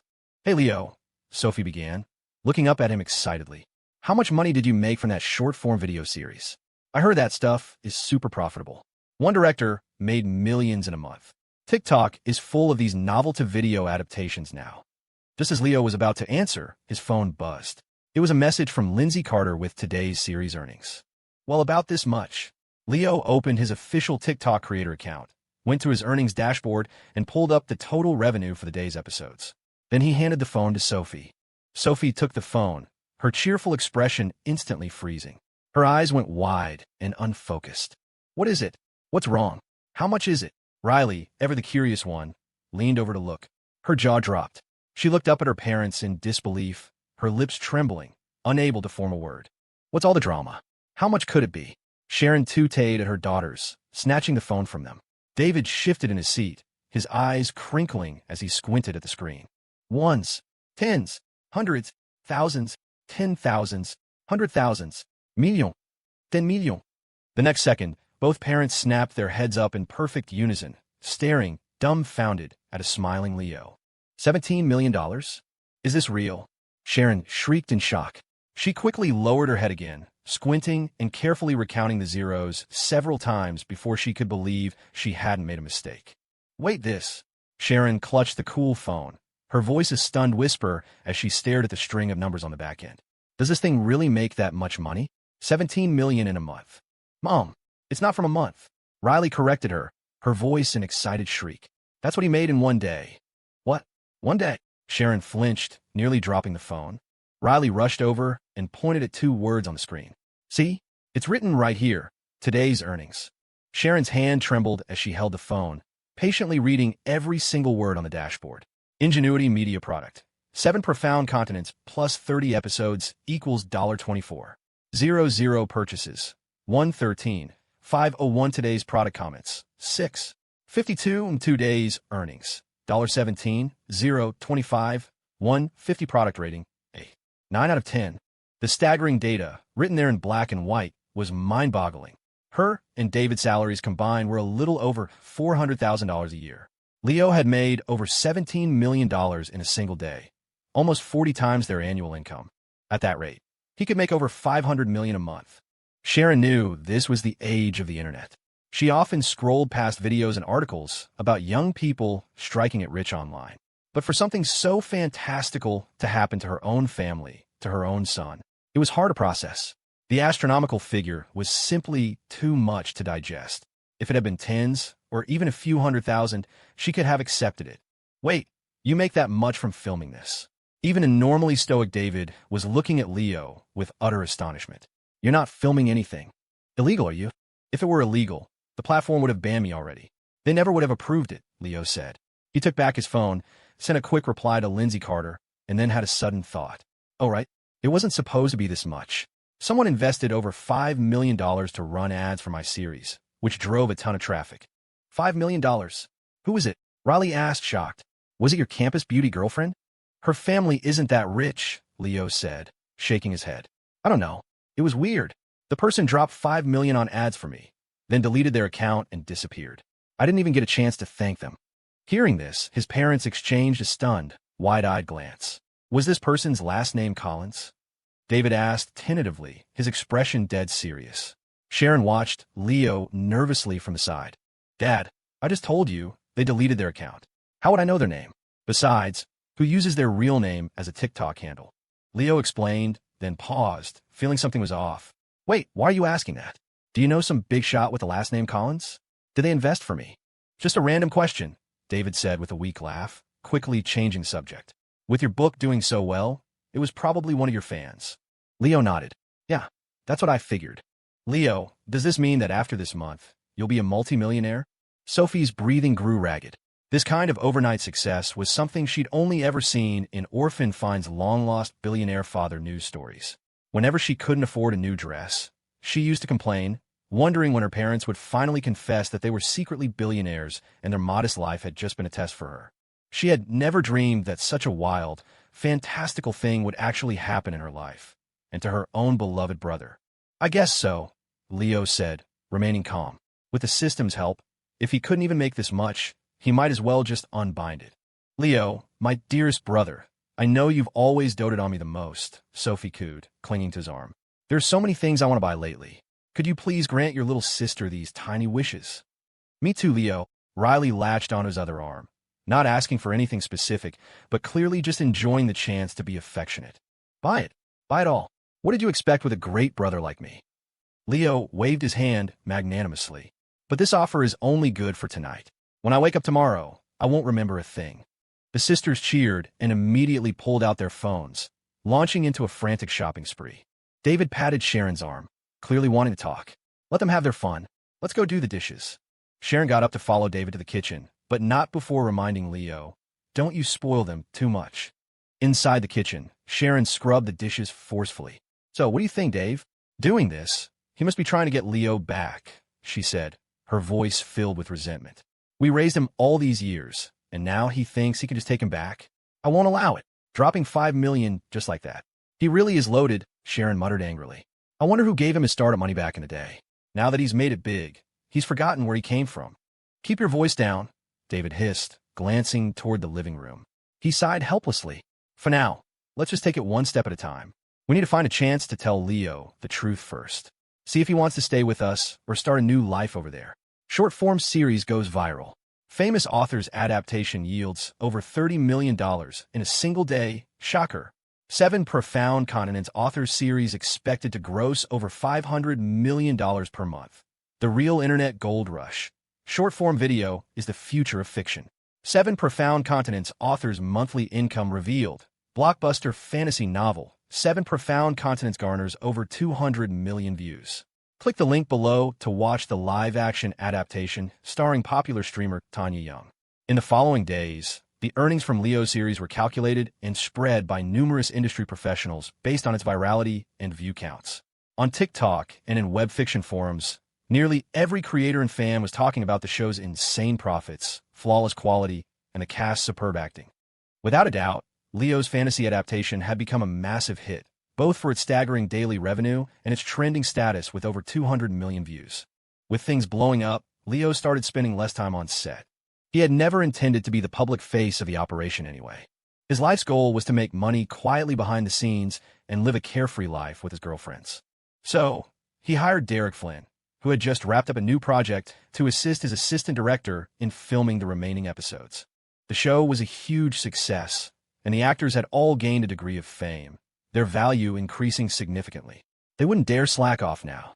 Other production crews were clamoring to hire them. Talented, affordable actors who offered far more value than the typical non-union extras. Tanya Young, the female lead, had particularly blossomed. Her stellar acting, which Leo had practically berated out of her, combined with a figure that commanded attention with every step, made her shine in the fantasy series. Since the show aired, Tanya, who originally had a modest 100,000 followers, had seen her fanbase explode to over 1 million loyal fans. Now, a rising star, she could rake in tens of thousands of dollars just by doing a live stream battle with another streamer and showing off her skills for a few top donors. She was already planning to terminate her contract with her original agency and jump ship to Leo's production team to focus on short-form video adaptations. No one else dared to slack off at such a critical juncture. Being kicked off the set by Leo now would be career suicide. On Friday evening, Leo was driving to his father-in-law Don Miller's house when he took a call from Tanya Young. Hey, Director Shepard, where you up to? Driving. What's up? Leo said, one hand on the wheel, playfully teasing her. Shouldn't you be filming instead of calling me? I miss you, Tanya's cloyingly sweet voice purred through the phone. Director, aren't you coming to the set today? Got something on today. I'll be there tomorrow. You just listen to Director Flynn and don't cause any trouble for me. The old Leo would have been instantly aroused by that voice. But the current Leo was a seasoned veteran, no longer the socially awkward introvert he once was. He was immune to this kind of woman. More importantly, he'd used God's eye on Tanya and knew she had an experience count of over 500. While she was clean, she was a bona fide veteran of 100 battles. Leo had no interest in developing anything serious with a woman like that, though a little flirty banter over the phone was fine. For now, Tanya's popularity was an asset, so he needed to string her along. Once she was signed to his media company, he could use her talents in the next project to pry open the wallets of more hot-blooded young men. But I only want to listen to your arrangements. Tanya practically purred, making her intentions clear. One word from Leo, and he could be playing a very adult game with this popular streamer with 1 million followers. Unfortunately, Leo wasn't interested in another man's sloppy seconds. His landlady, of course, was the exception. Leo pursed his lips and decisively shut her down. Gotta go, another call is coming in. But, guess it's true what they say. Money makes the world go round, Leo sighed, deleting the call from his history. A few minutes later, he turned into the waterfront spire, parked his BMW in his girlfriend's family's designated spot, and headed for the elevator with bags of gifts in his hands.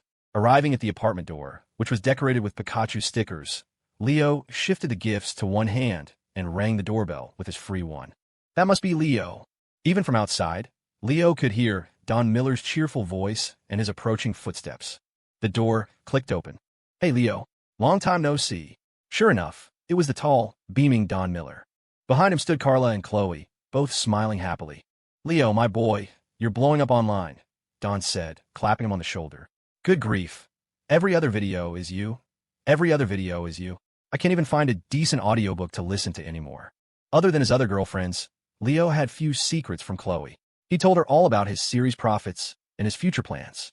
Chloe, in turn, had proudly and boastfully told her parents about Leo's recent success. With their golden goose of a future son-in-law coming for dinner tonight, the Millers had taken the afternoon off to prepare a feast. Oh, so you'd rather listen to other novels than support the series I'm making? Leo joked, handing the gifts over as he calmly changed his shoes, as comfortable as if it were his own home. No way, Don said, taking the gifts and passing them to Chloe without a second glance. I've listened to your book from start to finish several times. Of course I watched your series. Oh, don't get him started, Leo, Carla said, stepping forward with a smile. Your uncle watches that series every night. He's practically memorized the dialogue. Hey, Leo the loser? Where's my present? Is it just for my parents? Chloe asked, rummaging through the bags and playfully repeating a line Leo had used on her when she visited his family. Just like her own mother, Carla gave her mischievous daughter a light swat on the behind, making everyone laugh. Now, so Leo, tell me, are there any changes to the upcoming plot? The lead actress is still that Tanya Young, right? Wow, that woman's figure. Ahem, her acting is top-notch. Just as Chloe was about to get cozy with Leo, Don threw an arm around his neck and started grilling him about the story, steering him toward the dining table. The two of them looked less like a future son-in-law and father-in-law and more like a couple of old buddies. Carla Miller, can you please get your husband under control? Chloe pouted. He's brazenly trying to steal my man. Don't be ridiculous. Carla chuckled. Silly girl, go wash your hands and get ready for dinner. Chloe stuck her tongue out at her mother's back, then watched the two men chattering away in the living room with a look of pure contentment. One was her loving father. The other was the successful, handsome man she adored. The scene filled Chloe with a warmth that spread deep into her bones. This is so nice, she thought. I hope it can stay like this forever. Ding. Chloe Miller's affinity for the host has increased by 5 points. Current affinity, 70. Please continue your efforts. Night fell. Leo had drunk quite a bit with Don and couldn't drive home. Despite Carla's repeated protests, he ended up staying the night at Chloe's again. Unlike the messy room and thin blanket from his last visit, the guest room was clearly well prepared this time. The comforter was a warm, down-filled one, and the mattress was a luxurious Simmons, both brand new and still feeling smooth to the touch. It made sense. With such a successful Golden Goose boyfriend whom their daughter adored, what parents wouldn't treat him well? In the pitch-black room, Leo's face was illuminated by the glow of his phone as he tapped out words. He planned to finish writing the fantasy novel this week. Once the short-form series was completely wrapped up, he could finally sit down and map out his business strategy. Leo the loser. The door creaked open, and Chloe, wearing fluffy cartoon pajamas, tiptoed to his bedside like a stealthy T-Rex. "What are you doing here?" Leo asked, pleasantly surprised as he turned off his phone screen. "Should be quiet. My mom's still awake," Chloe whispered conspiratorially. She closed the door, locked it, and then slipped off her fluffy slippers. Her cool, pale feet patted across the floor as she gleefully slid into bed with him, her hands finding their way to his warm, firm stomach. "Hee, you're so warm, like a personal heater," she murmured, snuggling against him. Leo cupped her pert backside, a hopeful grin on his face. "It gets even warmer if you go a little lower. I've got a hot water bottle down there, too." "You're so dirty," Chloe giggled, swatting his stomach playfully as she burrowed deeper into his embrace. They had done practically everything, and Chloe had long since lost the shy bashfulness she'd had when they first met. When her boyfriend made crude jokes like this, her natural feminine modesty made her feel a mix of curiosity and embarrassment, but mostly it was just a heart-pounding thrill. "Go on, baby, feel it," Leo urged. "No way," Chloe pouted, looking at him with a mock-disgusted expression that was unbelievably cute. Of course, this wasn't a genuine rejection. Chloe, like Lily, had a certain passive trait, or rather, it was a common trait in most women. When the emotional connection was there and a boyfriend suggested something a little out there, their modesty and unique brand of willfulness would make them put on a show of refusal. It was mainly because they genuinely didn't know what to do, or maybe they'd seen it in movies, but had zero practical experience. In these situations, if the boyfriend was just a little more shameless and took the lead, guiding them through the unknown, they would usually blossom, half reluctantly, half willingly, and become just as bold as him. Considering his mother-in-law was still awake next door and his drunk father-in-law was snoring loudly, Leo decided not to push his luck in the elf princess's home. He didn't press her soft hand to continue its journey into the abyss. "You're so bad, Leo," Chloe grumbled, draped over him. "I don't know what I ever saw in you. Can't help it. The charm is just there." Leo shrugged shamelessly. "Otherwise, you wouldn't have come back to get my number, right?" He could still vividly remember Chloe returning with a box of candied nuts under the brilliant sunset, her shy expression as she asked for his contact info. He figured that even when he was old, that unforgettable, youthful image would forever be etched in his mind. "Don't get the wrong idea. I was just sick of the food in the school cafeteria," the prideful Chloe said, refusing to admit she'd made the first move. "You told me you knew the area, and I was just tired of eating the same old thing." "Don't forget, loser, you were the one who chased me," Chloe added, tapping his nose while her feet playfully brushed against his under the covers. "Remember when we first connected? You were the one texting me every day. You even tricked me into going out for duck, and that place wasn't even good." "What are you talking about? I thought it was delicious, and I remember you ate a lot." "It was not good. The sauce was too heavy. I'm from Florida. I'm not used to that." "Oh, so could I interpret that as you didn't like it, but you cared about my feelings, so you pretended to enjoy it?" "Ugh, shut up. And that cathedral point you took me to? It was so boring. Just cold and dark." "Ha ha ha, really? Is that what you were actually thinking?" And so they continued their aimless chat, reminiscing about when they first met, their dates, and their first time in a hotel. They talked about whatever came to mind, with no scripts or tactics, just an open-hearted, slightly awkward conversation. The topics were mundane, but they were both completely absorbed. These were their shared, sweet memories. Chloe thought that after they were married, they could talk about these things for years and years. Even now that Leo was making so much money, Chloe hadn't changed her attitude or the way she talked to him. She was still the same proud, willful elf princess. As they talked, the mood began to shift. The air outside the blankets was frigid, but inside, it was growing increasingly intimate. Leo occasionally nibbled on the elf princess's lips, his hands beginning to wander. "Leo, we can't," Chloe murmured, half-heartedly trying to stop his mischievous hands. Her voice was a mix of frustration and haze. "This headboard creaks. My mom will hear. We could drive to a hotel," Leo suggested. "It's Saturday tomorrow. You don't have anything to do." "No, it's too cold outside. I don't want to get changed," Chloe said, shaking her head. She shivered and burrowed deeper into his embrace. "Stop thinking about that stuff all the time.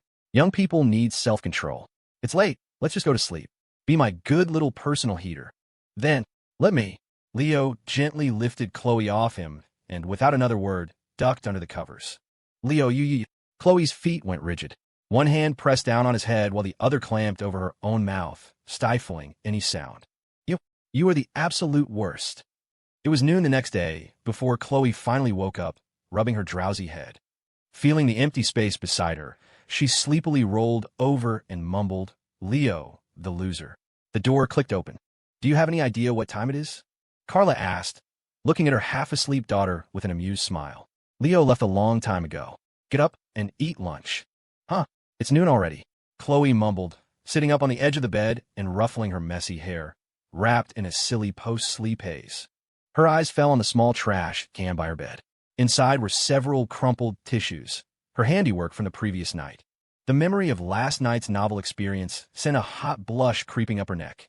She quickly slipped on her fluffy slippers, her heart pounding as she fled the scene of the crime. "Are you going to see Leo today?" Carla asked, holding out a jacket Leo had forgotten that morning. "He left this. You can take it to him." "Nah, it's too cold," Chloe said, hugging the jacket. She glanced at the frosted window panes and shivered. "It's a hassle for him to drive over, too. I'll give it back to him another day." "Chloe, I remember you told me once that Leo lives alone, right?" Carla asked tentatively. "Yeah, why?" Chloe knew where Leo lived. She'd gotten his address when she bought him the necklace. But she had never actually gone to his apartment complex to see him. They always arranged to meet somewhere, or he would drive to her school or home to pick her up. "Well, how about I give you some money? You could move in with him. Or you two could find a bigger place to rent near the university," Carla said with a smile. "With your dad and me here all the time, it can be inconvenient for you too. It would be so awkward if we walked in on something." Carla continued, "You'll be marrying him after you graduate and get a stable job anyway. There's nothing to be embarrassed about. You could just come back and visit on holidays."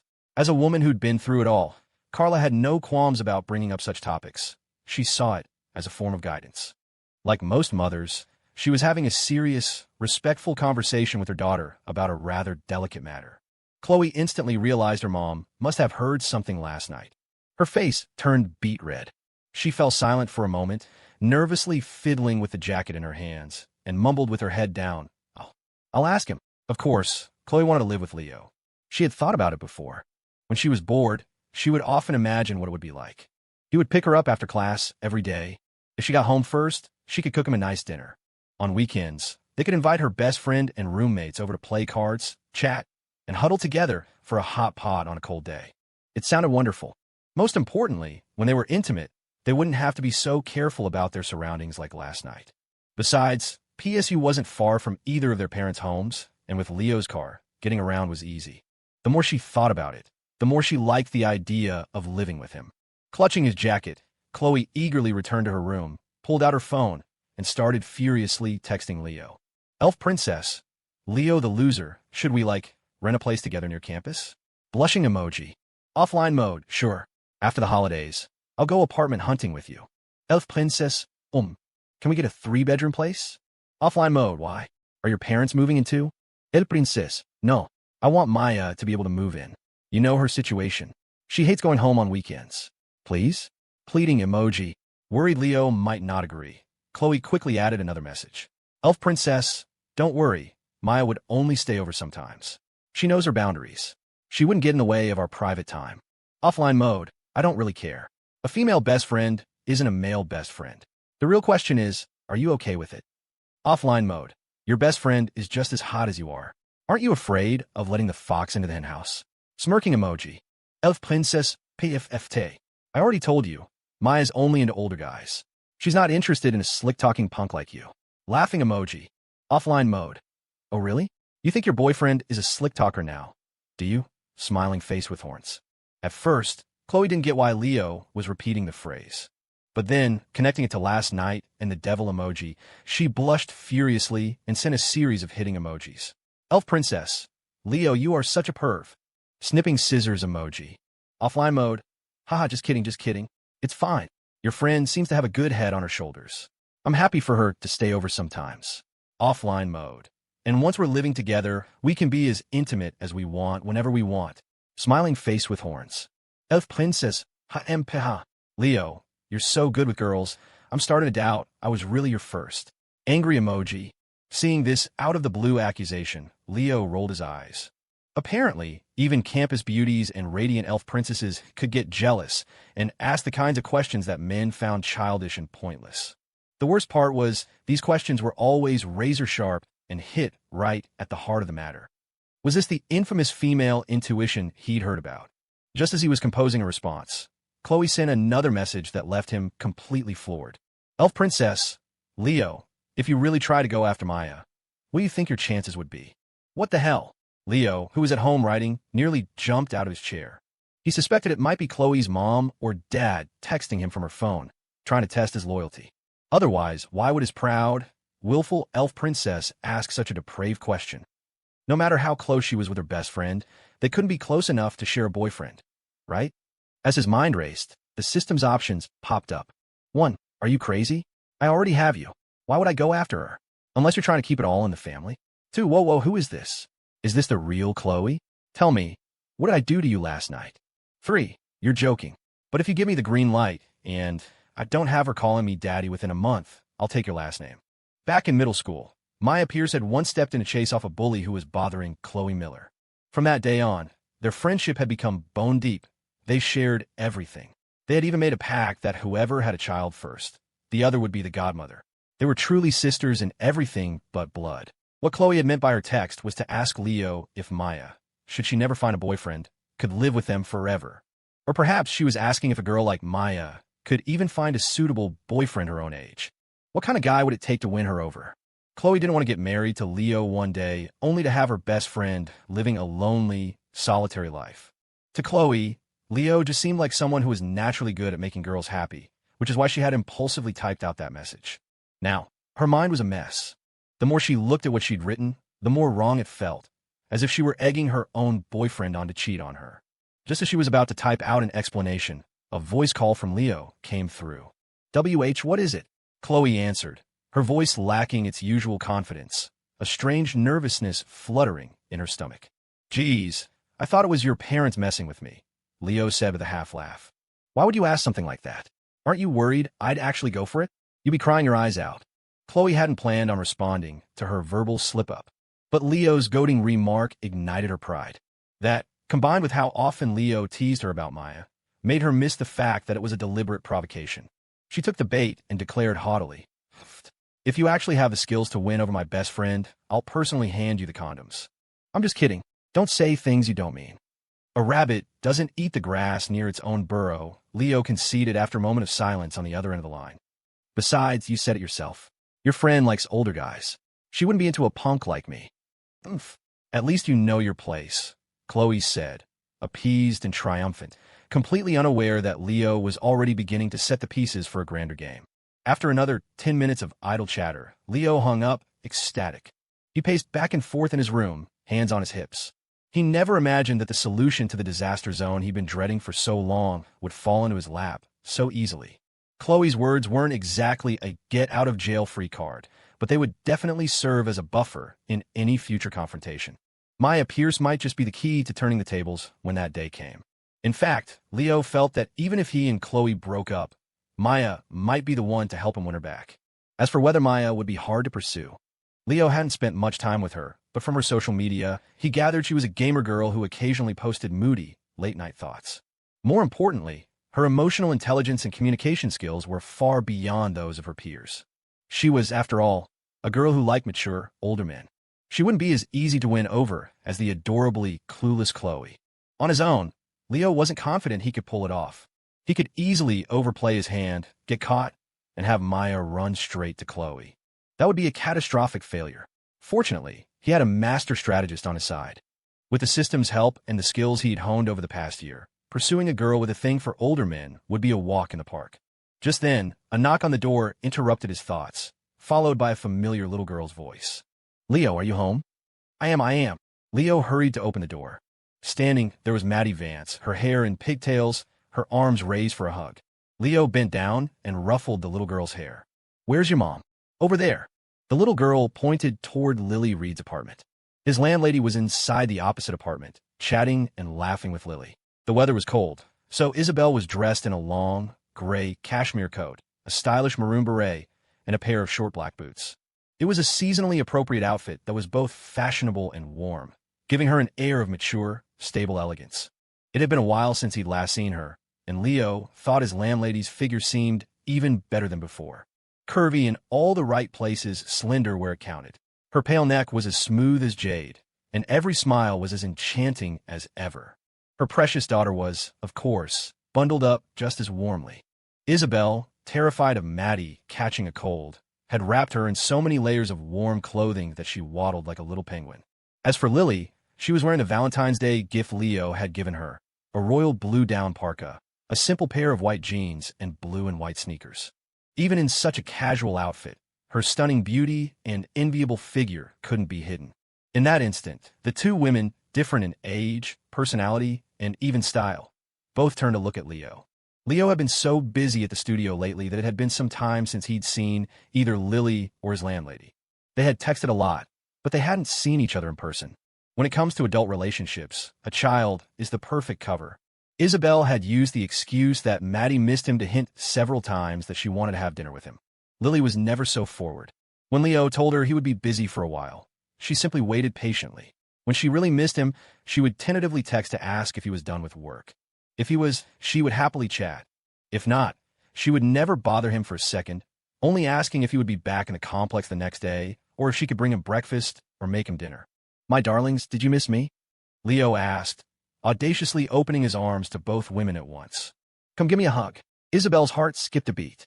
For a second, she almost forgot about the relationship between Leo and the young woman beside her and instinctively started to move forward. But her self-control was strong. She reined in the impulse, pursing her vibrant red lips and shooting a playful, smoldering look at Leo from behind Lily before gently patting the sweet girl's shoulder. "Your boyfriend is calling you. Go on." Lily, oblivious to the silent exchange, beamed and walked toward Leo. Her puffy parka collided with his chest in a soft, muffled embrace. Watching the man she loved hugging the other girl, Isabel pouted slightly, surprised to find that she didn't feel a shred of jealousy. How strange. Building 3, apartment 1702, the landlady's home. In the spacious living room, Leo sat on the plush sofa, holding the little penguin Maddie in his lap as they watched cartoons on the large LCD TV. In the kitchen, Lily and Isabel, two gentle and capable women, were cooking lunch together, laughing and chatting. The thinner-skinned Lily would occasionally glance out at Leo, her cheeks flushing, though he couldn't guess what Isabel had said to her. "Maybe this is the life I've been hoping for," Leo thought, distractedly hugging the little girl while his gaze remained fixed on the supple silhouettes of the two women. If he could just add his beloved elf princess and her best friend, Maya, to this warm, harmonious scene, without having to worry about any disastrous confrontations, with everyone just getting along peacefully, then his life would be truly perfect. Of course, he knew that was impossible, at least for the time being. Even if he could one day convince them all to live together, it would undoubtedly be at the cost of an incredibly brutal showdown. If he were willing to give one or two of them up, things would be much simpler. He could live out the rest of his days carefree, just like this, with his landlady and the sweet girl. But the problem was, he couldn't bear to lose a single one. He would do whatever it took, use any means necessary to keep them all. He was already a walking disaster. There was no reputation left to ruin. Player it is, then. As long as he didn't fail any of these good women and managed to avoid any bad ones, he could live out his days in peace. That would be a perfect life. Maybe one day, when we're all together, I could even... Watching the two beautifully shaped women in the kitchen, Leo couldn't help but recall the last time he'd had his landlady bent over that very kitchen counter. As if by telepathy, the moment the inappropriate thought crossed his mind, Isabel turned her head. Her captivating, almond-shaped eyes looked at him with amusement, the corner of her lips curling into a knowing, seductive smile, as if she knew exactly what he was thinking. "Daddy, I'm hungry," Maddie murmured, looking up from his lap. "I want cake." Why weren't you calling me Daddy before, but you are now?" Leo asked, pinching the little girl's chubby cheek. "Mommy said I can't call you Daddy when there are other people around," the little girl whispered conspiratorially in his ear. "Only when nobody else is here." "I see," Leo said with a knowing smile. His landlady really did understand him. She was already helping him secretly maintain his chaotic network of relationships. Was this the charm of a mature woman? "All right then, Daddy will get it for you. Where's the cake?" Worried Isabel would scold her, the little girl didn't speak, just quickly pointed toward the kitchen refrigerator. Leo got up, went to the kitchen, and opened the fridge to get the chocolate cake Isabel had bought. Isabel's brow furrowed. "Hey, it's almost time for lunch. Don't give her cake. A little bit won't hurt," Leo said nonchalantly. He squeezed between the two tall women, leaning in front of Lily, who was slicing cooked beef. "Nice knife skills, Chef Reed. Here, feed me." The space by the stove was tight. Leo's tall frame was like a wall in front of them, blocking both of their views. As he opened his mouth expectantly, his left hand audaciously landed on Isabel's soft, rounded backside. The landlady jumped, her eyes wide with shock as she stared at the brazen young man. Lily didn't notice a thing. Her face flushed as she placed a slice of salted beef into his mouth. Not bad, Isabel, Leo said, looking at the blushing, teeth-gritting Isabel with a smug grin. Very tender. Doesn't feel like old meat at all. Why don't you just choke on it? Go on, get out of here. Don't bother us, Isabel hissed, her face crimson as she pinched his side. Leo, with his thick skin, barely felt it. Maddie, cake time. Having successfully teased her, Leo returned triumphantly with the cake, earning a round of applause from Maddie. Daddy, why did you spank Mommy's butt? The little girl asked innocently, happily eating her cake. Leo ruffled her hair and explained matter-of-factly. Mommy was being naughty, so Daddy has to discipline her. Hasn't Mommy spanked your butt before? Uh-huh. It really hurts when Mommy spanks me, the little girl pouted, then whispered with a triumphant air. Next time, spank her a few more times for me, Daddy. Get revenge for me. Leo nodded gravely. No problem.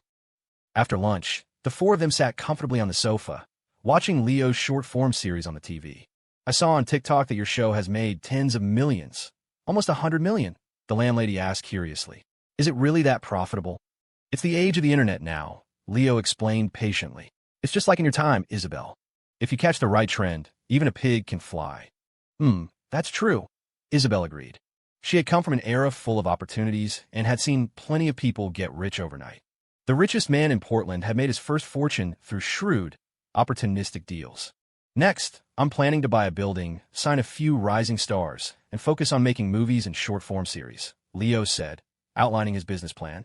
Lily listened, her spirits sinking. The gap between her and Leo felt like it was growing wider and wider.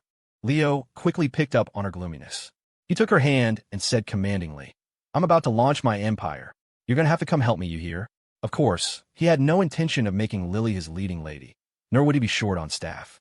But sometimes, a white lie could go a long way in managing a woman's emotions. It was a key reason why women were so often drawn to players. As always, if a guy could provide the right emotional value, he wouldn't have to chase women. They would come to him. Me too, Leo. Maddie raised her hands happily. I want to be the little fairy in it. Ha ha ha, of course.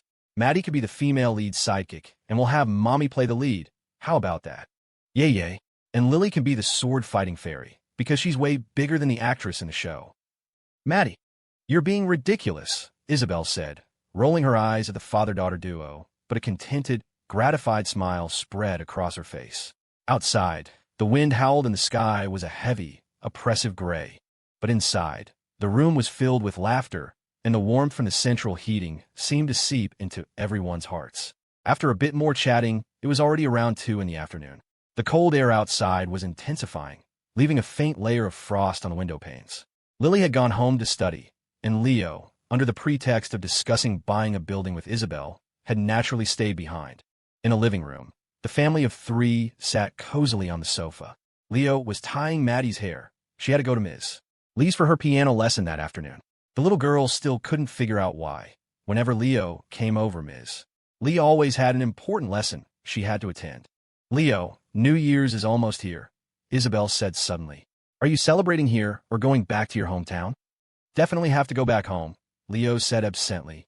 My grandparents aren't used to city life, so we have to go see them every year. That's nice.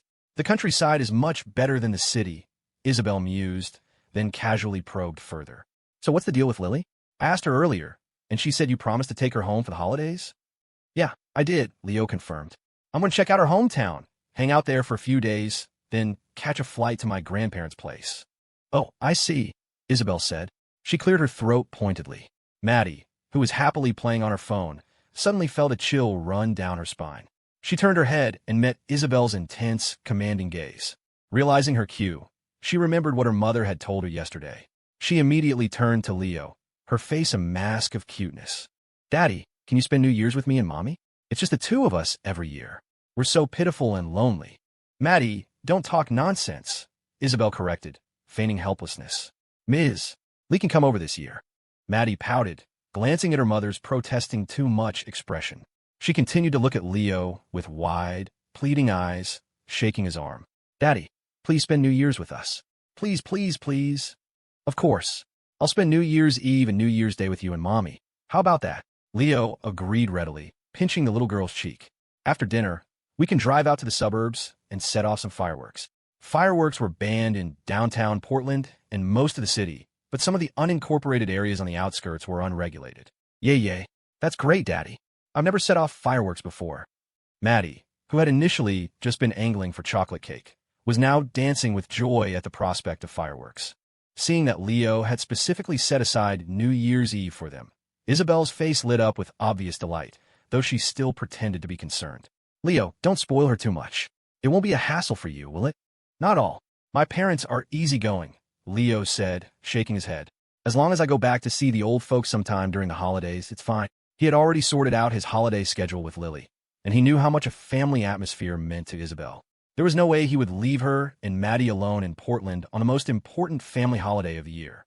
That's good, Isabel said, finally relaxing. She was already looking forward to their New Year's Eve dinner together. You should come over early that day. We can go shopping for supplies and buy some new clothes. Oh, it's been so long since we've had holiday decorations up. Leo, when we go shopping, remind me to buy some. You're tall. You can help put them up. Right. And we have to prepare gifts. Ms. Leah's been such a huge help this year. I need to get her family a nice holiday gift. Just as Leo expected, Isabel truly cherished these family holidays. The moment he agreed to spend it with them, she launched into a nonstop stream of plans. The loneliness she had suppressed for years seemed to pour out all at once. It was the first time Leo had ever seen her so talkative. Even Maddie looked at this chatty, unfamiliar version of her mother with surprise. A few minutes later, Isabel took Maddie downstairs and handed her over to Ms. Lee. When she returned, the moment she closed the apartment door, Leo began to tease her. Isabel, if you wanted me to spend New Year's with you, you could have just said so. Why did you have to use Maddie as your messenger? Isabel played dumb, looking down to change her shoes. I have no idea what you're talking about. Leo walked over, scooped the tall woman into his arms, and lifted her off the ground. She let out a startled cry. Leo, put me down. I haven't even changed my shoes. With a satisfied smile, Leo carried her to the sofa, sat down, and settled her onto his lap. He wrapped his arms around her slender waist and looked up at the beautiful woman. He had to admit, Isabel's body was just as the system had described it, incredibly curvaceous. Holding her was like holding a large, warm piece of jade. Isabel instinctively wrapped her legs around his waist, a playful, machinoid smile on her face that made her look like a flirtatious young wife. So, have you missed me lately? Leo asked, his nose filled with the unique, musky perfume of a mature woman, a scent that Lily, Chloe, and the other young women in his life simply didn't have. What's the use in missing you? A certain someone says he'll take care of me and Maddie, Isabel complained melodramatically. But what happens? He turns around and gets together with the girl next door, and I'm left like some abandoned wife, trying to win him back with my daughter. You know, I shouldn't have ever rented my apartment to you, Isabel continued, her eyes sparkling with a playful, teasing light as she gently tapped his nose. Then I wouldn't be spending my days and a days with both me and Maddie thinking about you. You heartbreaker. It's too late for regrets now, Leo said, his hands moving from her waist to the fastenings of her fleece coat. The coat had a unique design, and after fumbling for a moment, he couldn't find the buttons. Isabel, what is this thing? Get off. You're not allowed to wear such complicated clothes anymore, he urged impatiently.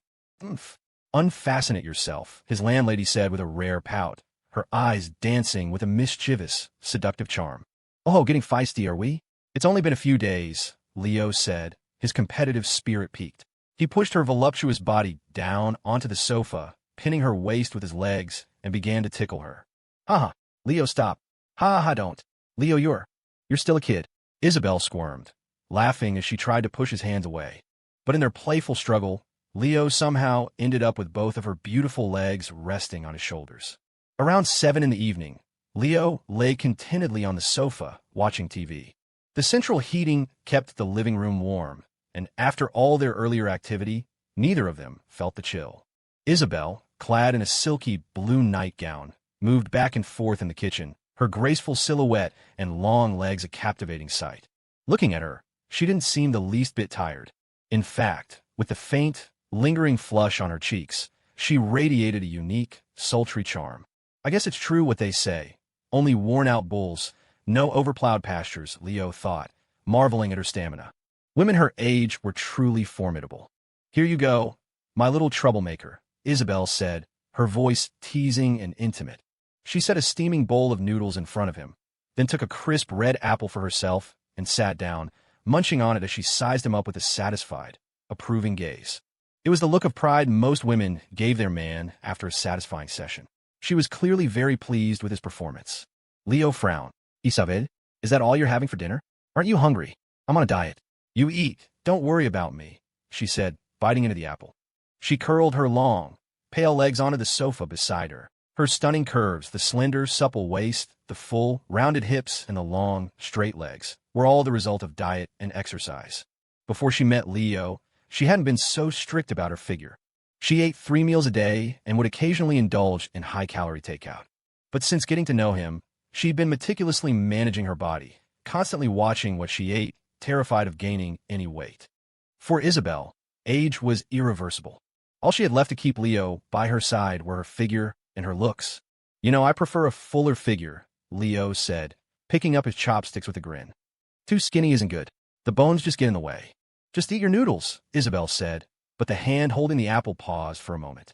She shot him a sidelong glance, then nonchalantly got up and went to the kitchen, returning with a leftover cake from Maddie's lunch. Leo smiled, triumphant. He stirred the steaming noodles and discovered a perfect, whole poached egg hidden within.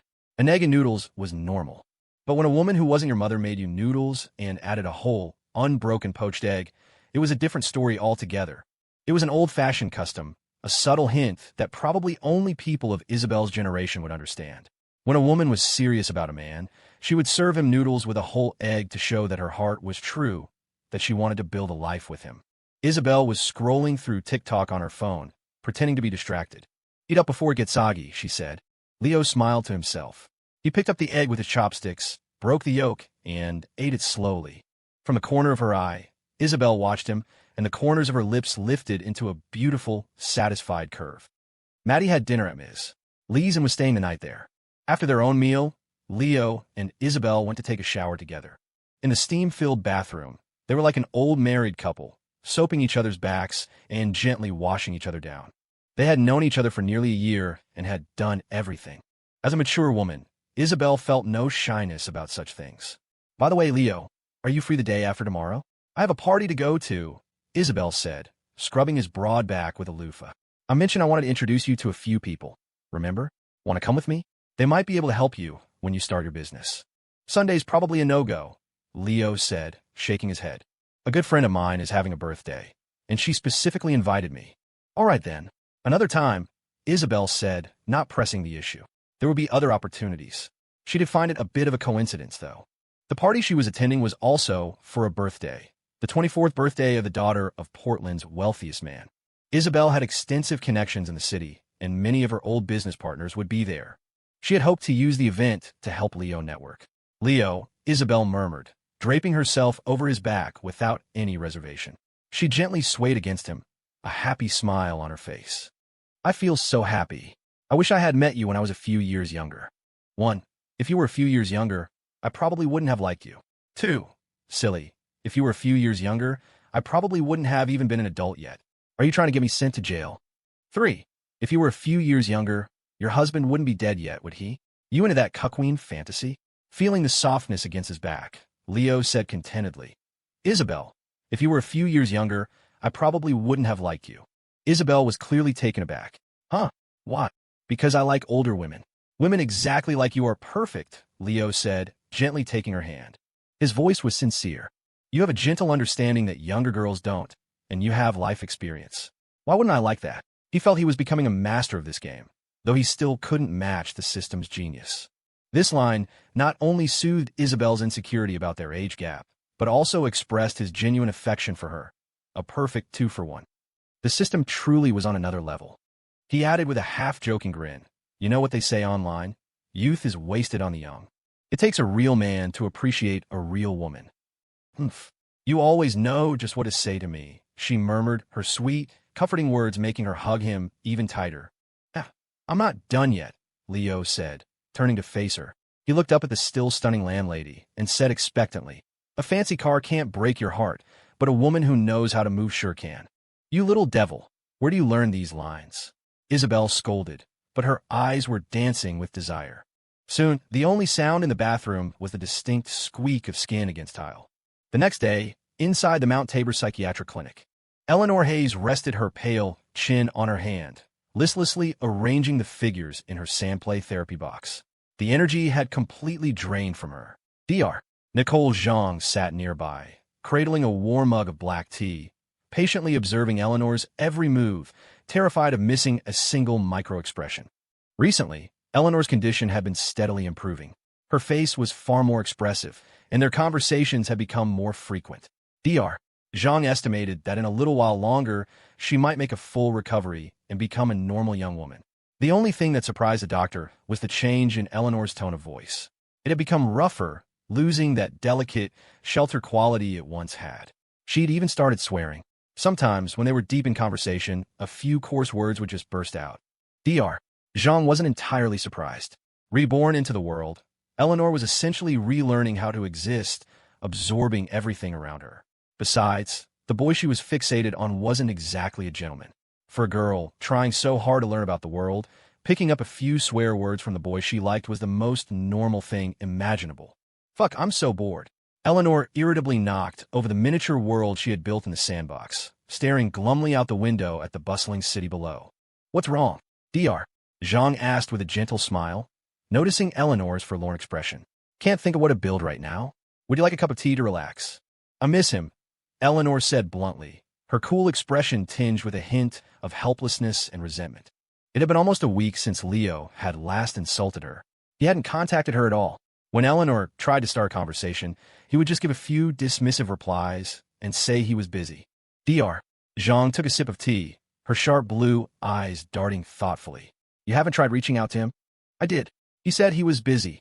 Eleanor murmured, her voice heavy with gloom. Busy with other girls, perhaps? Dr. Zhang asked, equally blunt. She was well aware of Leo's player tendencies. Eleanor shook her head. I don't know. Probably. Jesus, that goddamn player. Does he have a death wish? Daring to so openly two-time the daughter of the wealthiest man in the state. Dr. Zhang's lips twitched. She forced another smile. Well, your birthday is tomorrow. Did you tell him? Is he coming? I told him, but he hasn't replied yet, Eleanor said, her exquisite features clouded with disappointment. Her mood was sinking fast. A jolt of fear ran through Dr. Zhang. She saw a flash of the girl she'd first met, the girl lost in the fog. Why don't you remind him now? She suggested quickly. Maybe he forgot. No. Eleanor shook her head stubbornly. Already told him once. Reminding him again would defeat the purpose. She's developing a sense of pride. Capable of getting moody, capable of jealousy. Dr. Zhang instinctively pulled out a pen and notepad and jotted down her conclusion. Eleanor's condition was clearly almost healed. Soon, she'd be indistinguishable from any other girl. But what made Dr. Zhang deeply uneasy was that this type of illness had a high probability of a catastrophic relapse. If that player didn't show up for Eleanor's birthday party tomorrow, her condition would absolutely deteriorate. Just then, Eleanor's phone buzzed with a new message. Her heart leaped. She snatched up her phone and unlocked it. In the next second, the clouds parted. The gloom on Eleanor's face vanished, replaced by a radiant smile as bright as a starry night. Offline mode. Send me an address. I can come tomorrow. Is that Leo? Dr. Zhang asked tentatively. He remembered my birthday. Eleanor nodded, her heart soaring with joy. Her fingers flew across the screen as she typed out her address. Fuck that damn player. He had me on edge, too. Dr. Zhang finally let out a breath she hadn't realized she was holding and drained her mug of tea in one go. Looks like she might be able to close the books on this high-profile case a little earlier than expected. The next morning, Leo was up early. After spending a dedicated half-hour carefully styling himself, he grabbed the birthday present he'd bought for Eleanor the day before and headed out. Driving past Waterfront Park, Leo noticed that a massive commercial tower nearby was illuminated with a pulsing red light visible even in the daylight.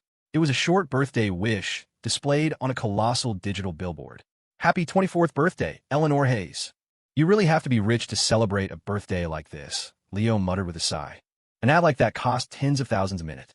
That message had been running since yesterday. God only knew how much it cost. The rich were good at keeping their secrets.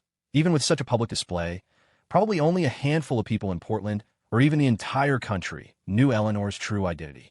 Only those who followed financial news would know she was the daughter of the wealthiest man in Portland. Eleanor's party was being held on a cruise ship, so Leo drove to a private marina owned by the Hayes Group. After parking in the nearby lot, he walked out and saw an enormous, ultra-luxurious cruise liner docked at the pier. Leo had seen this ship on TikTok before. The Empress of the Pacific, the largest and most opulent cruise ship based in Portland. It was the size of 2 football stadiums with 16 decks, over 2,000 staterooms, and capacity for more than 5,000 passengers. From a distance, the stateroom windows looked like a dense honeycomb. At the entrance to the ship, a crowd of wealthy guests in tailored suits and glittering jewels laughed and chatted as they boarded. Uniformed security guards were directing the flow with stern patience. When Leo walked up carrying his gift, his casual attire got him immediately stopped by a guard at the entrance. "Sir, your invitation?" "Invitation?" Leo froze. The little rich girl had given him the location, but she hadn't mentioned anything about an invitation. Seeing Leo's hesitation, the guard offered a polite but firm smile. "I'm sorry, sir. If you don't have an invitation, I can't let you on board." The sudden hold-up attracted curious glances from the other guests arriving for the party. They all seemed to assume security had caught someone trying to crash the event for free food and drinks. "Damn it, that girl is so careless," Leo grumbled under his breath. "Mr. Shepard doesn't need an invitation." Just then, the bodyguard who usually drove Eleanor appeared. He exchanged a few words with the guard at the entrance, who looked at Leo with newfound shock. The bodyguard then turned to Leo. "Mr. Shepard, Miss Hayes has been waiting for you. This way, please." "Mr. Shepard, Miss Hayes will be performing on the piano here shortly. Please help yourself to some food while you wait.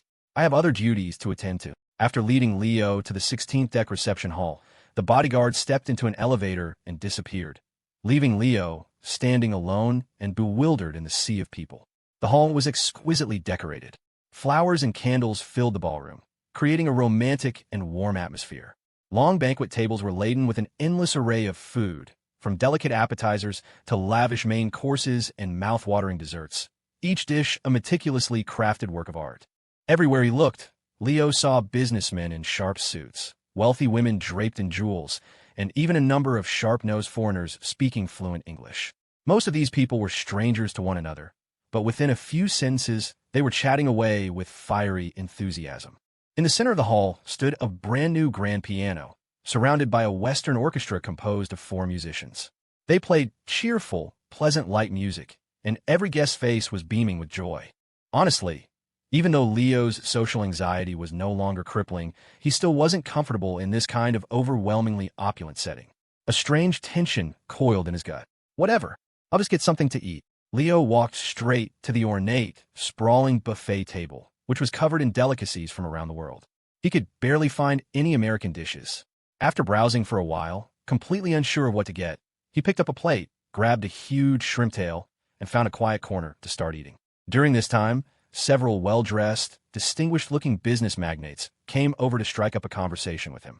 Today was Eleanor Hayes' birthday party, but most of the guests were using it as an excuse to network with other titans of the business world. More friends meant more opportunities, and anyone qualified to attend this party was either rich or powerful. A businessman could never have too many friends. Leo had no interest in getting to know these people. He just wanted to freeload a meal, wait for the little rich girl to finish her performance, and give her the birthday present. But you had to give it to them. Business people were masters of reading a room. When they sensed Leo's impatience, they didn't linger or even leave a business card, simply making a graceful exit. Leo. Just then, a woman dripping in gold and jewels stared at Leo, who was busy gnawing on a shrimp tail. "Is that you?" "Leo Shepard." And you are." Leo tilted his head, looking at the vaguely familiar socialite. Felicia shot him a look of mock anger. "It hasn't been that long, and you've already forgotten me? It's Felicia." "Oh, I remember now. It's you, Felicia." It dawned on him. She was one of the rich women Isabel had introduced him to at her bridge game.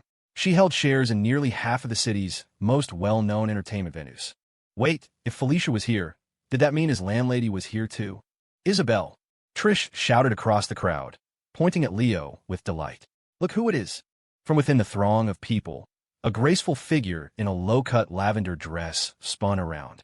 Her stunningly beautiful face was filled with disbelief. "Leo!" Isabel hurried over, champagne flute in hand, staring at Leo as if she couldn't believe her eyes. "What are you doing here?" I thought you were going to a friend's birthday. Halfway through her sentence, a shocking realization hit her.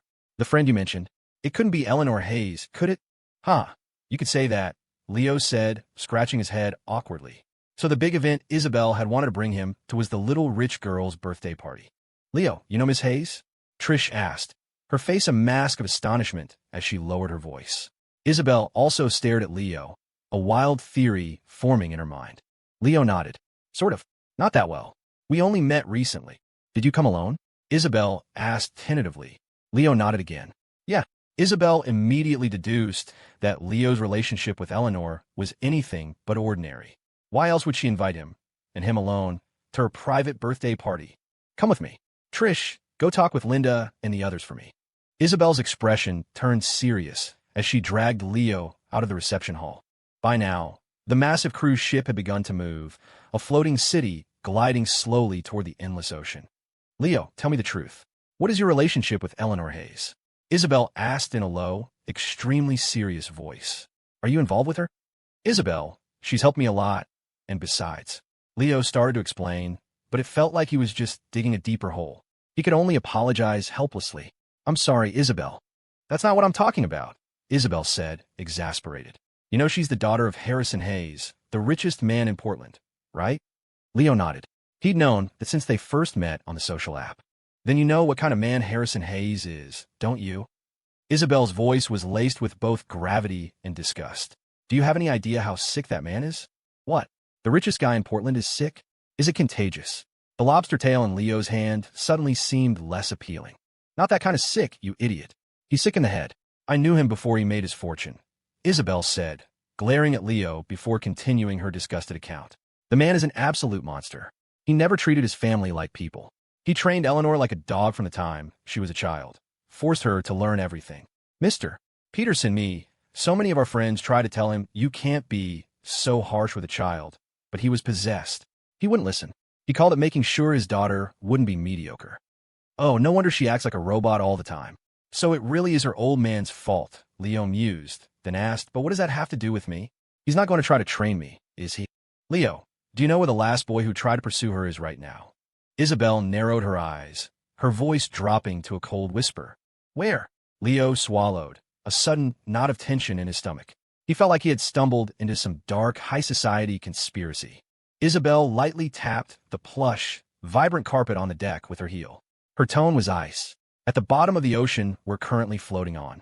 His bones have probably been picked clean by now. The richest man in Portland has killed someone? For real?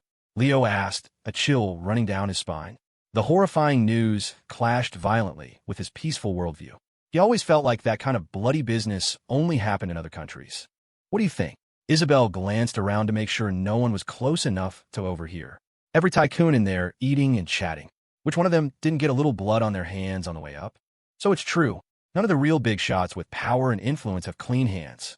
Perhaps it was from writing so many novels, but Leo's imagination was rich enough that he absorbed and accepted the shocking news surprisingly quickly. Plus, with the system on his side, he wasn't particularly afraid of such things. In this day and age, who didn't have a special background or some secret of their own. So, Isabel, have you ever killed anyone? Leo asked, his curiosity piqued. Isabel paused, a playful, enigmatic smile gracing her lips. What do you think? Vroom. The cruise ship began to accelerate, its massive engines roaring to life. A cool, salty sea breeze gently lifted his landlady's hair, momentarily obscuring her faintly sinister smile. When the wind died down, she raised a hand to smooth her messy locks, her expression once again becoming gentle and virtuous. That dark smile, like the hidden parts of her past, was buried deep, deep down. Leo took a slow breath. He had his answer. Perhaps his earlier suspicions about Isabel were correct. She was definitely more than just a simple landlady who collected rent. Isabel, your necklace is really pretty today, Leo said with a smile, breaking the brief, heavy silence. He reached out and gently touched the chain around her snow-white neck. It was the cheap, unfinished necklace he had given her for Valentine's Day. He never thought she would actually wear it to an event like this. Just like she had promised to bring him to a major event to meet her friends, she didn't care about his ordinary status. So how could he possibly care about what she had done in her past? You want to talk? It was a little too small. I had to have someone resize it, Isabel said with a soft laugh. She understood. This was his way of accepting her hidden past. Well, I've never really bought that kind of stuff before, Leo said with a grin. Next time, we'll go together. I'll pick out a thicker one for you. Something that'll really make a statement. You silly boy. It's not about how thick the chain is, Isabel said, looking at him with a mix of disdain and fondness. It's about who gives it to you. You've got a point there, Leo agreed. So, what are your plans now? Isabel leaned against the railing next to him, taking a sip of champagne. Are you still going to mess around with Eleanor Hayes? I don't know. If her old man steps in to stop it, then I guess that's that, Leo said noncommittally, giving a wry smile. I mean, I did mess with his daughter. I don't exactly have the moral high ground. You have a nerve to say that? You spend all day chasing this girl or that one, and now you've even got your hooks in the richest girl in the state. I don't know what I ever saw in a player like you, Isabel grumbled, then pressed. So, do you have any other girls on the side right now? Isabel had never looked into Leo's background or hired a private investigator to track his social life. She knew nothing about what he did when he wasn't around her. And now, please welcome today's guest of honor, the daughter of Chairman Hayes, Miss Eleanor Hayes, who will be performing for us. Just in the nick of time, the MC's voice boomed through the speaker from the reception hall. Isabel, the little rich girl, is about to perform. Let's go see what she's got, Leo said with a sheepish grin, quickly ducking back into the hall. You little bastard. Leo's guilt-ridden reaction infuriated Isabel. A player was a player, always wanting his cake and eating it too. When Leo re-entered the reception hall, a grand and solemn piece of classical music began to play.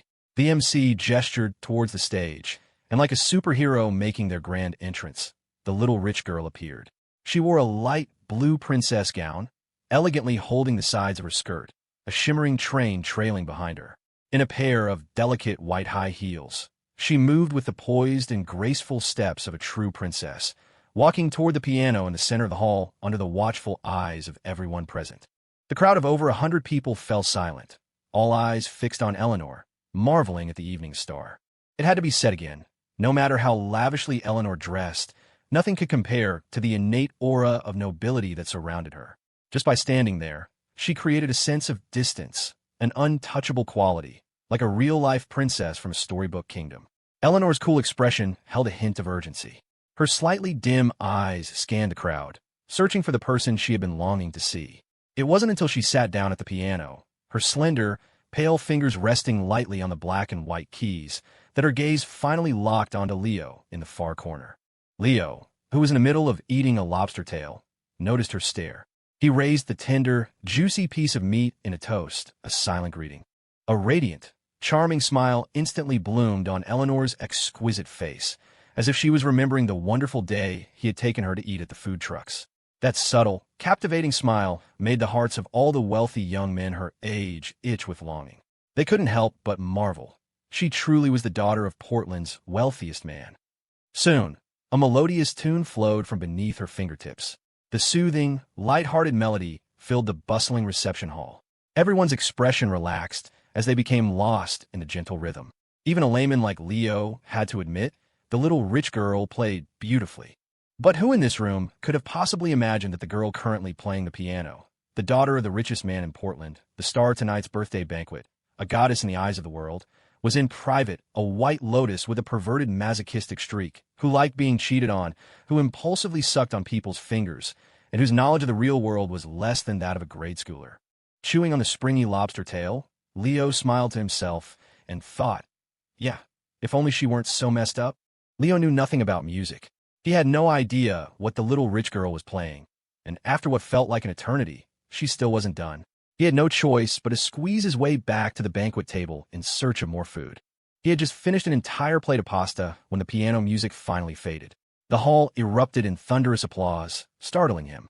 Eleanor held the sides of her skirt and gave a slight curtsy to the guests, her face plastered with a perfunctory, emotionless smile.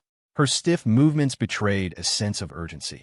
As soon as the formalities were over, she dropped her skirt and walked straight toward Leo, a genuine, radiant smile lighting up her exquisitely pretty face. The moment Eleanor stepped into the crowd, guests swarmed her. They raised their champagne glasses, wishing her a happy birthday, their congratulations a never-ending, non-repeating stream of flattery. Out of politeness, Eleanor didn't show any impatience, nodding to each guest who came to celebrate, the commercialized smile never leaving her face. Being a good girl looks exhausting, Leo muttered sympathetically. Eleanor was polite and perfectly ladylike, a master of high society etiquette, yet completely ignorant of the trivialities of everyday life. No wonder Charlene the movie was willing to trade a Porsche for a beat-up truck full of sunflowers. Living under this kind of high-pressure, masked existence every day. Forget the little rich girl. Leo felt exhausted just watching her. Leo. Just then, Isabel brought over a young man in his mid-20s and made enthusiastic introductions. This is Grant Wallace, son of the chairman of Wallace Media. Grant, this is my friend, Leo Shepard. He's been getting a lot of attention on TikTok lately. Mr. Wallace, a pleasure. Wallace Media was one of the top film production companies in the country. With his landlady personally building the bridge, there was no way Leo would miss this opportunity. He quickly extended a hand. Leo, Grant said, his tone clearly unenthusiastic. He even hesitated for a few seconds before reluctantly shaking Leo's hand. Grant had been on his way to wish Eleanor a happy birthday. After all, her circle was the most exclusive on the entire ship. He hadn't expected Isabel to intercept him to introduce some new friend. Grant had assumed it would be someone important, only to find it was someone he didn't recognize at all. Looking at the age difference between them, it was obvious. The guy was just some boy toy this rich woman was keeping. If it weren't for his respect for Isabel's status, Grant wouldn't have even given this kept man the time of day. Leo sensed the other man's disinterest and his condescending attitude. The entire speech he had prepared vanished from his mind. He had no interest in flattering people, especially not some self-important rich kid. Isabel was about to try and smooth things over, but seeing that neither of them was in the mood, she kept the introductions brief and ended the unpleasant encounter. Leo, would you like some champagne? Just as Leo was about to answer, Eleanor finally broke free from the crowd. She took quick, joyful little steps, the heels under her gown clacking against the floor as she hurried toward him. Today, Eleanor was the star of the party. With her unique status and stunning looks, she was the center of attention wherever she went. A number of wealthy young men had already started drifting toward Leo's corner, champagne glasses in hand, hoping for a chance to get close to this untouchable White Lotus, the daughter of Portland's wealthiest man. When she reached Leo, Eleanor first greeted Isabel politely. Isabel, hello. It's been a while. Eleanor, happy birthday, Isabel said, raising her glass in a toast. How's it been since you came back? Are you having a good time? Isabel and Eleanor were close. She had practically watched this beautiful princess grow up. Yes, it's been very interesting, Eleanor said, her eyes fixed on Leo. Her gaze then drifted down, locking onto his right hand. Leo quickly hid his hand behind his back, terrified the little rich girl was about to do something shameless in front of everyone. Leo, Eleanor took a step forward, a flower-like smile blooming on her face. With a hint of pride and satisfaction, she asked triumphantly, was my playing fucking awesome or what? Cough, cough, cough. His landlady, who had just taken a sip of champagne, nearly choked. She stared at Eleanor, her face a mask of utter shock and confusion. She couldn't believe that the always elegant and refined Eleanor could utter such a crude phrase. How could one describe the feeling? It was like a goddess who had descended from the heavens, only to open her mouth and speak with a thick rural accent. The sense of dissonance was overwhelming. Grant Wallace watched the intimate exchange between the two, his displeasure mixed with surprise. Why did it seem like this boy toy was so close with Eleanor Hayes? Awesome, totally awesome. And don't stand so close to me, Leo said, raising his left hand to push Eleanor's face away, his heart pounding. He could feel the eyes of the crowd on him, people whispering and sizing him up. Why haven't you come to see me lately? Eleanor asked, a pout in her voice. I told you, I've been busy, Leo explained, then remembered something and pulled a small plastic box from his pocket. Right, this is your birthday present. Open it. A present?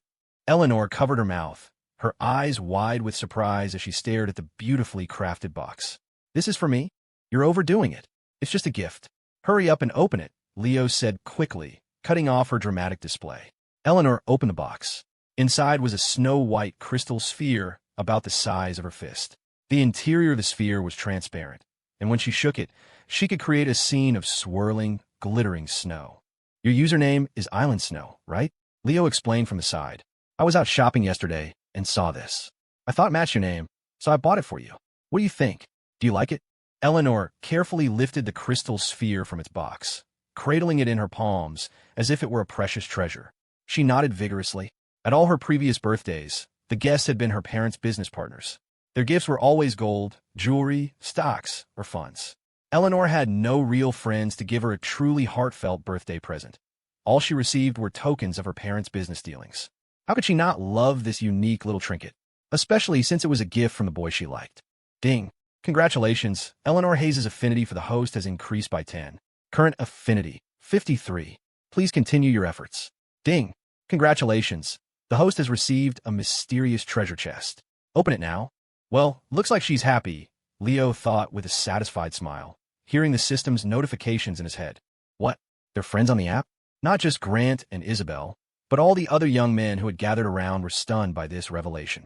This was Eleanor Hayes, a true heiress who had just returned from abroad, whose father was the all-powerful Harrison Hayes. None of their parents had even managed to connect with Eleanor on a social app. Yet this unremarkable guy, who looked like he'd never even seen a country club, had her on his friends list. Were they really that close? What right did he have?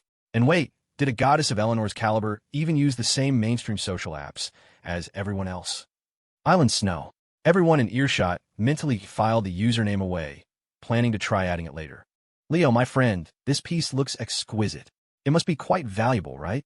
Grant leaned in, eyeing the crystal sphere curiously, his tone probing. Not expensive. Only $50. 50. That sounds about right. Grant feigned a knowledgeable analysis. Jewelry of this quality would be worth about $5 million. Not $5 million. $50, Leo clarified with a smile. This isn't jewelry. It's just a regular crystal ball. The little rich girl and his landlady were similar in that respect. It was better to give them something with sentimental value than mountains of gold. What? Only $50? Isn't that a bit cheap? Grant said with a disdainful smirk, shaking his head. I'm not trying to be rude, Leo, but who on this ship would dare to give Miss Hayes a $50 gift? Grant, that's not a very nice thing to say. As the old saying goes, it's the thought that counts, the landlady said with a smile, trying to smooth things over. As long as relations hadn't completely broken down, she wouldn't turn hostile. When we give gifts, it's about the sentiment, not about comparing price tags. Leo narrowed his eyes at Grant. He wasn't about to let this guy get away with that. But just as Leo was about to retort, Eleanor's brow furrowed. Her expression turned terrifyingly cold. She raised a pale, slender finger and pointed it directly at the smirking Grant. Her voice, though level, was laced with absolute authority. Fuck you. Get the hell away from me. Silence. A dead, suffocating silence. The atmosphere between them became utterly still. The few wealthy heirs who had been cheerfully approaching to chat with Eleanor froze, their faces masks of astonishment. They simply could not believe that at such a lavish and elegant banquet, they would hear such authentic, vulgar profanity. What was even more shocking was that this crude curse had been uttered, word for word, with perfect enunciation, by the star of the banquet herself, Eleanor Hayes, the daughter of the richest man in Portland. Everyone was dumbfounded. Not just the landlady. Even Leo couldn't believe that such coarse, lowbrow language could come from Eleanor's mouth. Grant, the target of her verbal assault, stared at Eleanor's cold expression, utterly bewildered. The arrogant, superior air he had carried just moments before had completely vanished. Although Eleanor's expression showed little emotional fluctuation, and her exquisite features remained flawlessly beautiful, her voice flat, and even as she cursed, anyone with eyes could see that the little rich girl was genuinely furious. An inexplicable pressure radiated from her, causing beads of sweat to form on Grant's forehead. He instinctively stumbled back a few steps, a horribly awkward smile plastered on his face, a smile that wanted to both break the strange tension and apologize to Leo at the same time. Crash! The sound of shattering glass pierced the silence. A server passing by had overheard Eleanor's curse and dropped a tray of champagne glasses. The amber liquid instantly soaked into the vibrant carpet. I'm sorry, I'm so sorry, the server stammered, terrified. A dispute between people of this stature was not something she could afford to get involved in. She quickly bent down, gathered the broken glass, and fled the scene. Thanks to the server's mistake, the bizarre silence began to spread throughout the entire reception hall. Everyone noticed the tense atmosphere around Eleanor's group and turned to look, their eyes filled with curiosity. Business people are masters of observation. A single glance at the faces of the small group was all it took for them to collectively turn their astonished gazes toward the profusely sweating Grant. The once bustling, lively hall fell quiet. Even the orchestra's music trailed off. The foreign musicians looked at the silent crowd in confusion, wondering if the Chinese guests disliked their music, and began whispering amongst themselves about changing the song. In that moment, Grant felt as if he were being judged by 1,000 people. He looked around nervously at the staring crowd, wanting to say something but not knowing what. The little rich girl's sharp, cold gaze remained fixed on him. All right, it's fine, Leo said, not wanting the incident to ruin her birthday party. He gave Grant an impatient nod, signaling him to leave. Grant, now the center of everyone's condemnation, flashed a grateful, post-disaster smile and quickly escaped from the little rich girl's oppressive presence. It's nothing. The landlady quickly stepped in to smooth things over. As the atmosphere began to relax, she even called out to the foreign musicians in fluent English. Don't mind us. Please continue the music. Why'd you get so angry? Leo patted Eleanor's shoulder with a wry smile. You've even learned to curse now? Who taught you that? Eleanor looked up, the last remnants of her anger still lingering in her eyes. I learned it from you, she said truthfully. Whoa, don't spread rumors, Leo denied vehemently, glancing around nervously. A person of my quality, when did I ever teach you to swear? I'll sue you for slander. Eleanor blinked her innocent, bright eyes, a lovely curve finally gracing her lips. You did. You even said that when you're in a bad mood, cursing a lot can make you feel better. Look at you, you silly girl. Leo laughed, handing her his plate. Go on, get some food. Let's go outside and chat, get some air. My social anxiety doesn't do well in big crowds. Okay, Eleanor replied happily, taking his plate and trotting off to fill it with food. You little rascal, did everything I told you go in one ear and out the other? I told you not to get involved with her. Do you really want to end up as fish food? Seeing Leo so brazenly order Eleanor around, the landlady smacked his arm in terror. And you made her get you food? You really have no fear, treating Harrison Hayes' daughter like a waitress. It's fine, we're good friends. Her dad will understand, Leo said nonchalantly, then asked expectantly. Isabel, besides that Grant guy, is there anyone else you can introduce me to? Preferably someone in the film industry. I don't want this trip to be a waste. Isabel was speechless. You already have such a powerful connection. Who else do you need to know? Sai, you don't get it. Eleanor, she's... Leo didn't know how to explain. Never mind. It's too complicated to explain right now. I'll come find you tonight. Want to hang out? Eleanor's birthday party was an all-day affair. The cruise ship had 16 floors, each with various entertainment facilities and restaurants.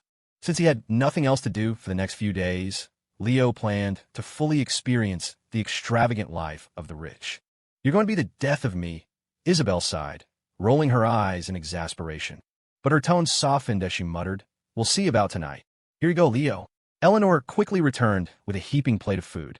A server followed her, looking like she was on the verge of tears, probably terrified that her supervisor would see the richest man's daughter personally fetching food and she'd get fined or reprimanded. Thanks. Leo took the plate and looked at Isabel. You want to come chat with us? I can't. I still have a lot of friends to greet, Isabel said, shaking her head with a weary smile. You two go have fun. We can talk later if there's time. Isabel, what's your relationship with Leo? Eleanor tilted her head curiously. Then her eyes lit up with realization. Could it be that you're also? Landlady. She's just my landlady. Leo cut in quickly, afraid she was about to say something outrageous. Let's go. Show me around this boat of yours. Leo, it's a cruise ship. Yeah, same difference. They both float. Leo, I found a really good movie yesterday. It had a lot of moves I've never seen before. Want me to send it to you? Shit, keep your voice down. Send it to me later tonight. Watching Eleanor trot happily alongside Leo, the landlady sighed with a mixture of helplessness and admiration. That kid, how on earth does he do it? The massive, luxurious cruise ship sailed slowly across the ocean, a veritable metropolis transplanted onto the vast sea. Tourists on the ordinary sightseeing boats that passed by had to crane their necks just to take in the full scale of the colossal vessel. The luxury suites on this ship all had private balconies for sea gazing, like the floor-to-ceiling windows of a high-end condo, offering guests an unobstructed view of the azure ocean. Outside the suite's door, wealthy young men holding champagne glasses would occasionally wander by. They were all using the excuse of offering birthday wishes to try their luck at getting close to Eleanor Hayes. In high society, Eleanor was a household name. The young scions who had met her before sang her praises, describing her as a goddess descended to earth. Now that Eleanor was back in the country, any young man who had held doubts was completely captivated by her beauty. Upon learning she was still single, they were all eager to see if they could strike up a conversation with this untouchable White Lotus. Successfully winning her over wouldn't just mean landing a goddess-level girlfriend. It would be a golden key capable of transforming their family's fortunes. Unfortunately, a towering bodyguard stood guard at the suite door. Anyone who approached with a champagne glass was politely turned away. But if these young men were allowed inside, their worldview would likely suffer an even more devastating blow. Inside the luxurious suite, on the private balcony, Leo was distractedly nibbling on a shrimp tail, watching in exasperation as Eleanor sucked on his fingers. He truly had no idea what kind of seasoning his hand possessed that made the little rich girl so captivated, more engrossed in it than she was with the lobster tail. When she finished, Eleanor cupped Leo's hand in both of hers and rubbed her smooth, pale cheek against it like it was a priceless treasure. She looked up with desirous, almond-shaped eyes, her smile ecstatic and slightly crazed.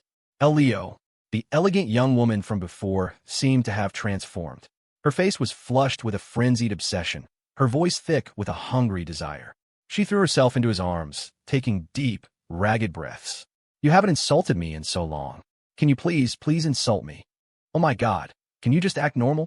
Leo said, pushing against Eleanor's smooth, exquisite face, his heart pounding. He was terrified she'd pick up even more of his vulgarities. If her old man, Harrison Hayes, found out she learned this new vocabulary from him, his chances of ending up at the bottom of the ocean might just increase. "What part of me isn't normal?" Eleanor retorted with earnest stubbornness. "You're the one who said my hobby was just a little niche." "Fine, but I'm not in the mood right now, okay."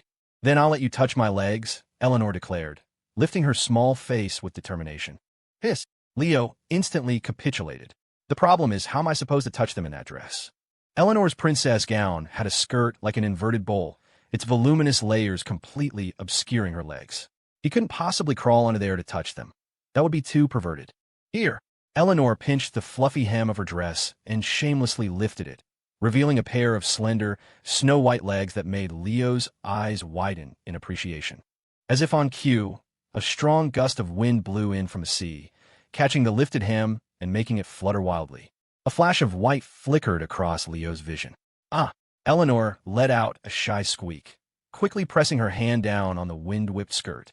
Her pretty face flushed a faint red. Did you see?" "Yeah, I saw." "So what?" "They were white," Leo answered truthfully. He was used to his abnormal conversations with the little rich girl. "Why, you're lewd," Eleanor whispered, her voice barely audible.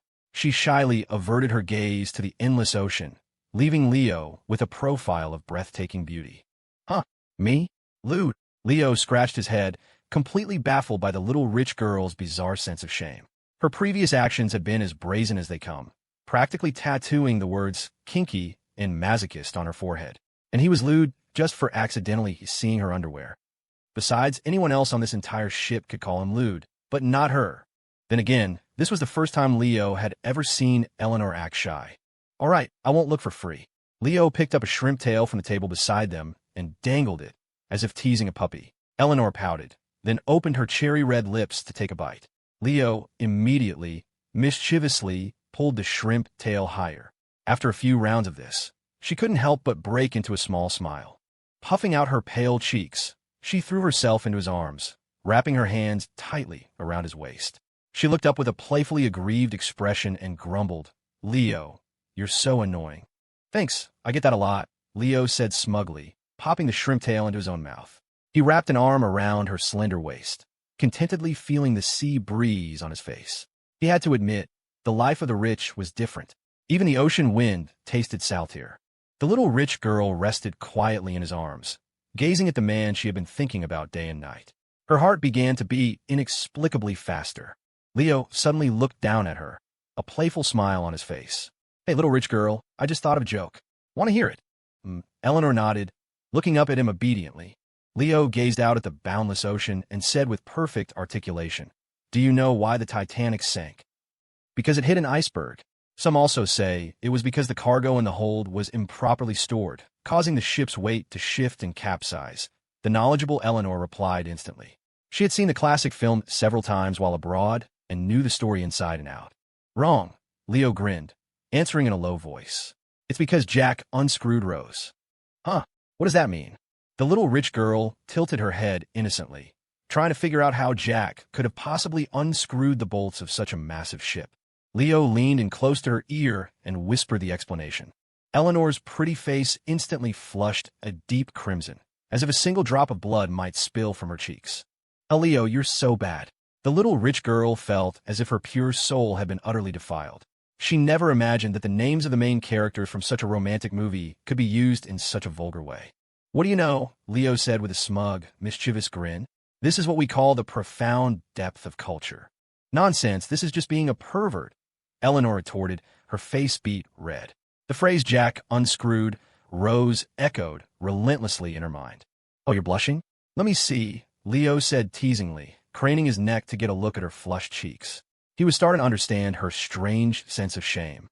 The main reason Eleanor was so nonchalant about her previous series of kinky behaviors was that when Leo first met her, he had told her those hobbies were perfectly normal, just a bit niche. She had believed him, so she felt no shame in doing those things. In fact, she found them exciting. The reason she was embarrassed by dirty jokes and accidentally flashing him was because those were things that fell within her existing understanding of the world, things he hadn't warped for her. It was normal for her to feel shame about them. "You're just too awful," Eleanor said, hugging his waist tightly and burying her hot, crimson face in his chest, chiding herself shyly. "And I'm a bad girl, too, for liking a bad guy like you." 1. Wrap your arm around her slender waist, press her against the railing, and kiss her passionately. 2. Caress her face, gaze deeply into her eyes, and kiss her with gentle dominance. 3. Carry her in a room in a princess hold, toss her onto the soft bed, and possess her roughly. Leo figured that with an atmosphere this good, not stealing a kiss would be a waste. He wrapped one arm around Eleanor's waist, caressed her burning cheek, and looked into her shy, darting eyes as he leaned down. Wait. Just as their lips were about to meet, Eleanor gasped and forcefully pushed him away, her heart pounding as she turned her back to him. "I am not ready yet."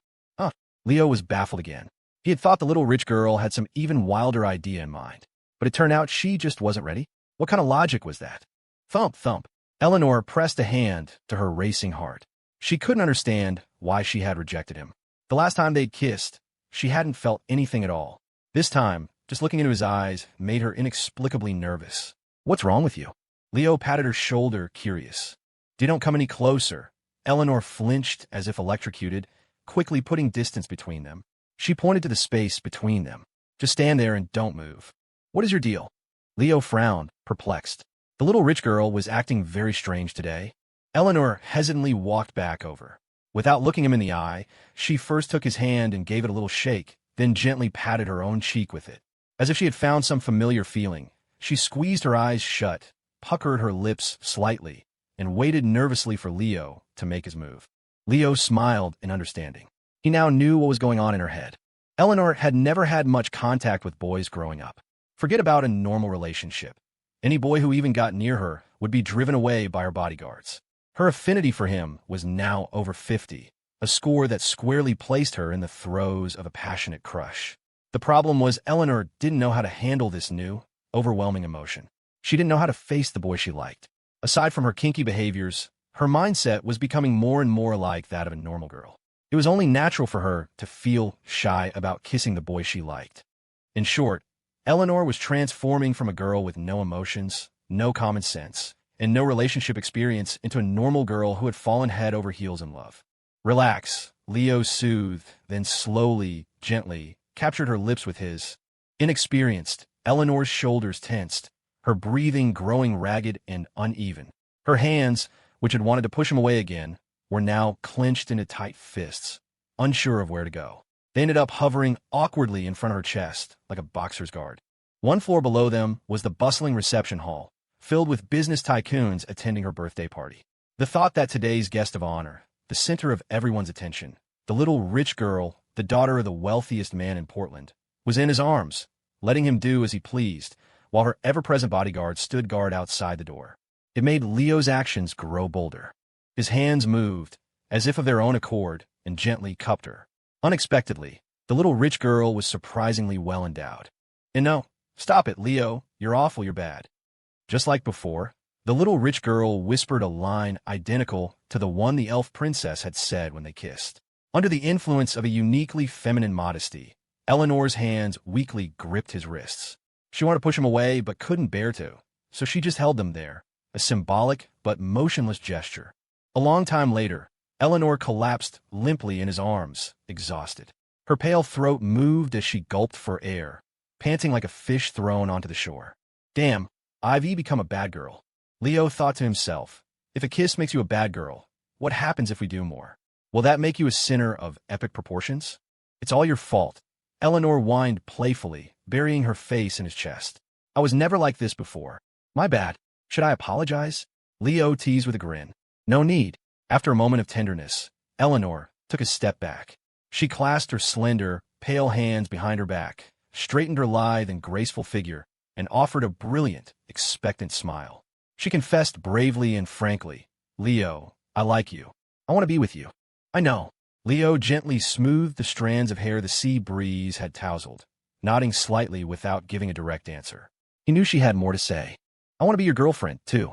The word "to" not only showed that she was fully aware of his other girlfriends, but also that she didn't care about his player behavior. No problem, Leo agreed without hesitation. Eleanor was gorgeous, had a great body, could help him in his career, and didn't even mind that he was a three-timing player. What reason did he have to refuse? You kiss really well. I want more.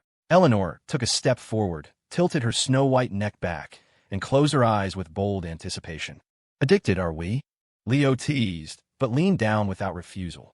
In that moment, Leo thought, if the little rich girl had received a normal education, experienced normal parental care, and grown up, would she have become this bright, open person standing before me now? Eleanor's dress was complicated, and it took Leo a while to help her straighten it out. They finally left the suite, one after the other, and returned to the resplendent reception hall. Eleanor's parents, having finished chatting with some old friends in a private room on the 14th floor, had also appeared in the main hall and were now mingling with other business people. When Leo and Eleanor walked in, laughing and talking, the couple exchanged a glance. They smiled, said a few more pleasantries to the businessmen they were with, and walked over to them with complex expressions. Eleanor, the elegant Catherine Hayes, called out, a joyous smile on her face. Mom was downstairs chatting with Mr. Peterson, so I didn't come up to host a party for you. I'm so sorry, dear. It's okay, Eleanor said with a casual smile. It wasn't until Harrison Hayes drew closer that a fleeting look of disgust crossed her face. Harrison stood motionless beside Catherine, his attention fixed almost entirely on Leo. His stern, authoritative face was a calm mask, revealing nothing of his thoughts. You must be Leo, such a fine young man, Catherine said with warm politeness. Leo, our Eleanor just got back to the country and isn't very familiar with the culture here. I'm sure she's been a lot of trouble for you lately, hasn't she? Not at all, ma'am, Leo replied with an equally warm smile. On the contrary, she's helped me a lot. That's good, that's good. Catherine smiled sweetly. It was a simple conversation, with no hidden agendas or attempts to probe. Although Catherine had a streak of arrogance, she was genuinely grateful to the young man who had helped cure her daughter's loneliness disorder. I heard that earlier, in front of the other guests. You cursed out Mr. Wallace's son. Harrison spoke up abruptly, his sharp gaze fixed on Eleanor. Yes, I did. Eleanor nodded slightly. Why?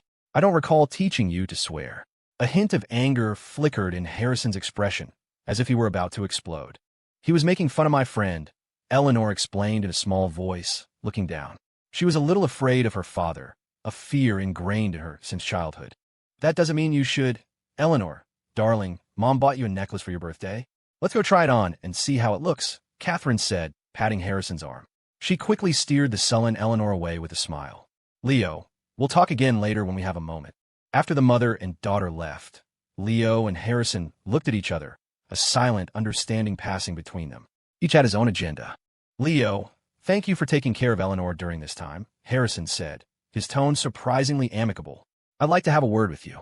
Could you join me in my private room? Okay. Leo hesitated for a moment, then agreed. It was Eleanor's birthday. Surely her father wouldn't try to get rid of him right now. It was probably just a warning. So, Leo followed Harrison to a luxurious suite. Inside, a beautiful secretary in a Lolita-style dress was diligently writing something. Harrison gestured to a mahogany armchair. Sit, Leo. Make yourself at home. Leo scanned the room with his god's eye. No hidden weapons, no one else besides the secretary. He finally sat down, relieved. Leo, you're aware that Eleanor has a loneliness disorder, right? Harrison asked, pouring Leo a cup of hot tea as he sat down beside him. Her psychiatrist says that with this condition, she's prone to oversharing, talking to just about anyone. Yes, she mentioned it, Leo replied, feeling that the old man was leading up to something. Because of you, her friend, her condition has improved significantly, Harrison said with a grateful smile. The doctor says she should be fully recovered in a little while. Leo replied modestly, it's not that big a deal. I just chatted with her and helped her relax. You're too humble, young man, Harrison smiled, then stated in a semi-joking tone. The thing is, my Eleanor has just returned from abroad. If she said anything strange or made any promises to you, please don't take them seriously. She'll probably forget all about them in a few days. Leo knew this was Harrison's warning. He replied tactfully, "Of course not, sir." Good. Harrison nodded in satisfaction, his warm expression instantly turning cold. He got straight to the point. So, what is your relationship now? 1. Sir, Eleanor and I are just ordinary friends. Please don't overthink it. 2. Sir, I'm afraid you don't know, but in the suite just now, your daughter voluntarily became my 4th girlfriend. 3. Old fossil. Isn't it a little late to be asking? Your daughter is already becoming mine. Sir, please don't overthink it. We're just ordinary friends, Leo explained calmly. There was no way he was going to choose option 2 in telling the truth. Good. I was just asking. Don't worry about it. Harrison smiled with satisfaction, then looked up at the secretary at the desk. Mandy, is the contract ready? It is, Chairman. The beautiful secretary brought over a cashier's check and a property title transfer document, placing them on the small table between Leo and Harrison. Sir, what is this? Although Leo had already guessed the cliché answer, he still wanted to be sure. I'll be frank with you. My daughter needs a sophisticated and refined social environment, Harrison stated seriously. Leo held the gray-blue check, a strange sense of déjà vu washing over him. He felt like he was living out a scene straight out of a billionaire romance novel on Kindle. Of course, if you're unwilling, if you genuinely want to pursue our Eleanor, that's not impossible either. Don't say I didn't give you a chance, Harrison said, holding his tea, offering a condescending compromise. After the holidays, you and Eleanor can get married. But you'll have to marry into our family, and any children you have will take the Hayes family name. Leo rubbed the check and the A4 size property contract, worth over $100 million, between his fingers, a mix of emotions swirling within him. Forget it. I'm just a loser. I'm not interested in climbing the social ladder, Leo said with a helpless smile after a long moment of thought.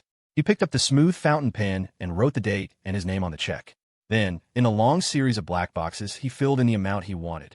$999,999,999.99. Sir, do you think I'm being a little too greedy? Leo asked, presenting the completed check to Harrison as if it were a prize. Harrison scoffed, knowing Leo was just trying to provoke him. He gestured with a calm, confident hand. Not all. If I were you, I'd write a few more. Would you like another one? They stared at each other calmly, each knowing what the other was thinking. The atmosphere hung in a momentary stalemate. Fine, you're a father. You've personally asked me to leave, so there's nothing more to say, Leo said with a reluctant sigh. He crumpled the filled-out check into a ball and tossed it into the trash can. Then he asked curiously, I'm just wondering, do all successful people like you look down on everyone beneath them? If you think that's why I'm asking you to stay away from her, you're mistaken. I've never looked down on ordinary people. I'm a loser who started from nothing myself, Harrison said seriously, glancing at the crumpled check in the trash. But I will not allow my daughter to be intimate with someone like that. Let's switch places. If it were you, when you've made something of yourself, would you be willing to let the daughter you've raised with so much care and effort entrust her entire life to someone you yourself call a loser? Harrison's words left Leo silent for a long time. Finally, he let out a breath of acceptance. Fine. Then you'd better pay more attention to her daily life. Don't go back to that abusive style of parenting you used before, Leo instructed seriously, then couldn't help but let his frustration boil over. Fuck, I finally managed to cure her, and you son of a bitch just swoop in and cut me off. Whatever, I'm done. But don't you dare let her go back to how she was before. It was fucking painful to even look at her. You kid. I knew Eleanor learned those swear words from you. This was the first time anyone had dared to speak to Harrison Hayes like that. Yet he wasn't particularly angry. Mostly because this young man genuinely cared for his daughter. It was normal for a young person, overwhelmed by emotion, to let a few curses fly. All right, I promise you, Harrison said, handing the property contract to Leo and patting his shoulder. I will not let Eleanor become the way she was before. Fuck that, I got my own money. You keep it, Leo said, slapping the contract away irritably. He stormed out of the suite, leaving behind a stunned secretary and a contemplative Harrison Hayes. Hiss, are all young people this volatile nowadays? Harrison thought, looking at the dense text on the paper contract. He murmured to himself with a flicker of interest, actually, when you think about it, this kid isn't all that bad. Later that night, around 9 o'clock, Leo was back in his suite, tossing and turning in bed, unable to sleep. Harrison's words kept replaying in his mind. Just then, a video call request from Eleanor popped up on his screen. Leo hesitated for a moment, then decisively rejected it and typed a reply. "What's up? I'm trying to sleep. Island Snow, what did my dad say to you?" Offline mode. "Nothing much, just small talk. Is that all you wanted to ask so late at night?" Island Snow. "No, I just wanted to talk to you. You're my boyfriend. After all, cute emoji offline mode. Fuck, I'm just a player. I'm not as good as you think. Why are you so hung up on me?" Island Snow, "I don't know. Maybe I just like you." Sincerity is a killer move. Eleanor's innocent and unwavering reply left Leo speechless. He imagined the little rich girl lying in her bed right now, obediently and expectantly waiting for a message from the player boyfriend whose relationship status had just been confirmed. After thinking it over, Leo decisively initiated a voice call with Eleanor. "Hey Leo, do you want to shut up? You slut who loves players, you pervert who wears 3 green hats with pride, you white lotus with the common sense of a kindergartner. I'm so fucking annoyed right now. Can you stop buzzing around me like a fly? You say one more word, and I'll come over there and slap you twice. See if you still feel like being crazy." Leo yelled, letting it all out, intending to end his relationship with the little rich girl right then and there. "Leo, wait, stop yelling for a second." A panicked, hurried voice came from the other end, accompanied by the sound of footsteps. It sounded like she was looking for something. Leo asked curiously, "What are you doing? Is someone there?" "No, I'm out of tissues in my suite." "Fuck. Eleanor, wake up, the ship has docked." The next morning, the luxurious cruise ship docked at the pier. After the guests had gradually disembarked, a drowsy Eleanor was finally woken up by Catherine. "Mom." Eleanor opened her sleepy eyes, feeling utterly exhausted, as if her bones were about to fall apart. "What is that smell in your room?" Catherine sniffed the air. She detected a faint, vaguely familiar fishy smell coming from her daughter. Eleanor's face turned bright red. She shot a nervous glance at the trash can overflowing with tissues, then quickly changed the subject with a smile. "Mom, you go on ahead. I'll take a shower and meet you down there." "All right, but hurry up. Your father and I will be waiting for you at the pier." Catherine left, wrinkling her nose. She made a mental note to tell the cleaning staff to give Eleanor's room a thorough cleaning. Eleanor, her face flushed, subconsciously picked up her phone and sent Leo a voice message, a mix of complaint and flirtation. "Leo, last night was all your fault. Mom almost found out. You have to take me out tonight and treat me to a barbecue food truck." The moment the voice message was sent, a red exclamation mark appeared in her chat window with Leo, along with a long system notification. Message failed to send. The recipient has enabled friend verification. You're not on their friends list. Please send a friend request. You can chat again after they have accepted. "Excuse me, can you tell me what this means?" Eleanor held up her phone, her social app open, and flagged down a passing female crew member. Her voice was curious, but laced with an inexplicable tension. "I just got back to the country, so I'm not very familiar with this app. What does friend verification mean? Do you need to enter some kind of code?" It wasn't that Eleanor had never used social media before. It was just that none of her friends had ever deleted her. Faced with a situation outside her experience, she was understandably lost. Moreover, Leo had just confirmed their relationship yesterday and had talked with her for so long last night. The thought that he might have blocked her didn't even cross her mind. Her immediate assumption was that it was a problem with the app itself. "Let me see, ma'am." The crew member was a bit flustered to be addressed so politely by her boss's daughter. After examining the screen carefully for a few moments, she said with certainty, "Ma'am, this means the other person has deleted and blocked you. You'll need to add them as a friend again to continue chatting." "That can't be right. He's a very good friend of mine. Why would he delete and block me? We were just talking last night," Eleanor said, both confused and bewildered. She would rather believe the software was malfunctioning than believe Leo had deliberately deleted her. I'm not sure about that," the crew member stammered, stumped by the question that was far beyond her pay grade. But she offered a suggestion. "However, you can click here to add them as a friend again. Maybe they deleted you by accident." The crew member genuinely thought an accidental deletion was the most likely scenario. After all, the person's profile picture was male. Who in their right mind would intentionally delete Eleanor Hayes? This was the daughter of the richest man in Portland. Yesterday, there wasn't a single wealthy heir in the city who hadn't been captivated by her. Unless the guy was gay, why would he ever delete a national treasure who was as beautiful as a goddess and talented in so many ways? "Okay, I'll try. Thank you." Eleanor bid the crew member farewell, her heart heavy with worry. She returned to her room and quickly sent a friend request, a dark premonition creeping in her heart. It can't be. It has to be an accident. Eleanor comforted herself, the palm holding her phone growing warm, starting to sweat despite the winter chill. After several agonizing minutes that felt like centuries, she impatiently opened her chat with Leo again. The red exclamation mark was still there, along with the same official, euphemistic reply. No, Leo wouldn't delete me. I'm his girlfriend, Eleanor muttered to herself, a hint of mania creeping into her voice. She racked her brain, trying to solve this unheard-of problem that was completely outside her realm of understanding. Miss, the chairman and his wife are waiting for you downstairs. It was her bodyguard, knocking on the door to her suite. Are you ready? The door flew open. Eleanor stood there, staring at the bodyguard with a piercing gaze, her voice sharp and serious. Where is Leo? Take me to him. The bodyguard had never seen the young miss so explosive. He explained woodenly, Mr. Shepard left with the other guests as soon as the ship docked this morning. He left? Why didn't you tell me? Don't you know he's my friend? The thought of Leo leaving without a word, combined with being deleted and blocked on the app, brought the answer Eleanor refused to accept closer and closer to reality. Her emotions erupted, startling the large bodyguard, who immediately stammered an apology. I'm sorry, miss. It was my oversight. No, it's not your fault. I'm sorry. Eleanor quickly calmed down, realizing it wasn't the bodyguard's fault. She apologized sincerely. She had always been a well-mannered and polite girl. After a long silence on the deck, Eleanor said anxiously, Let's go back. When they returned to the Rolls-Royce, Eleanor noticed her mother's eyes were red-rimmed again, and her father wore his usual stern, impatient expression. She was used to this dynamic between her parents. Right now, she was in no mood to care about what had happened between them. She only wanted to know why Leo had left without saying goodbye, why he had blocked and deleted her. Eleanor, are you all right? Catherine asked, taking her daughter's cold hand, her voice filled with worry. She had just found out about what had happened between Harrison and Leo last night.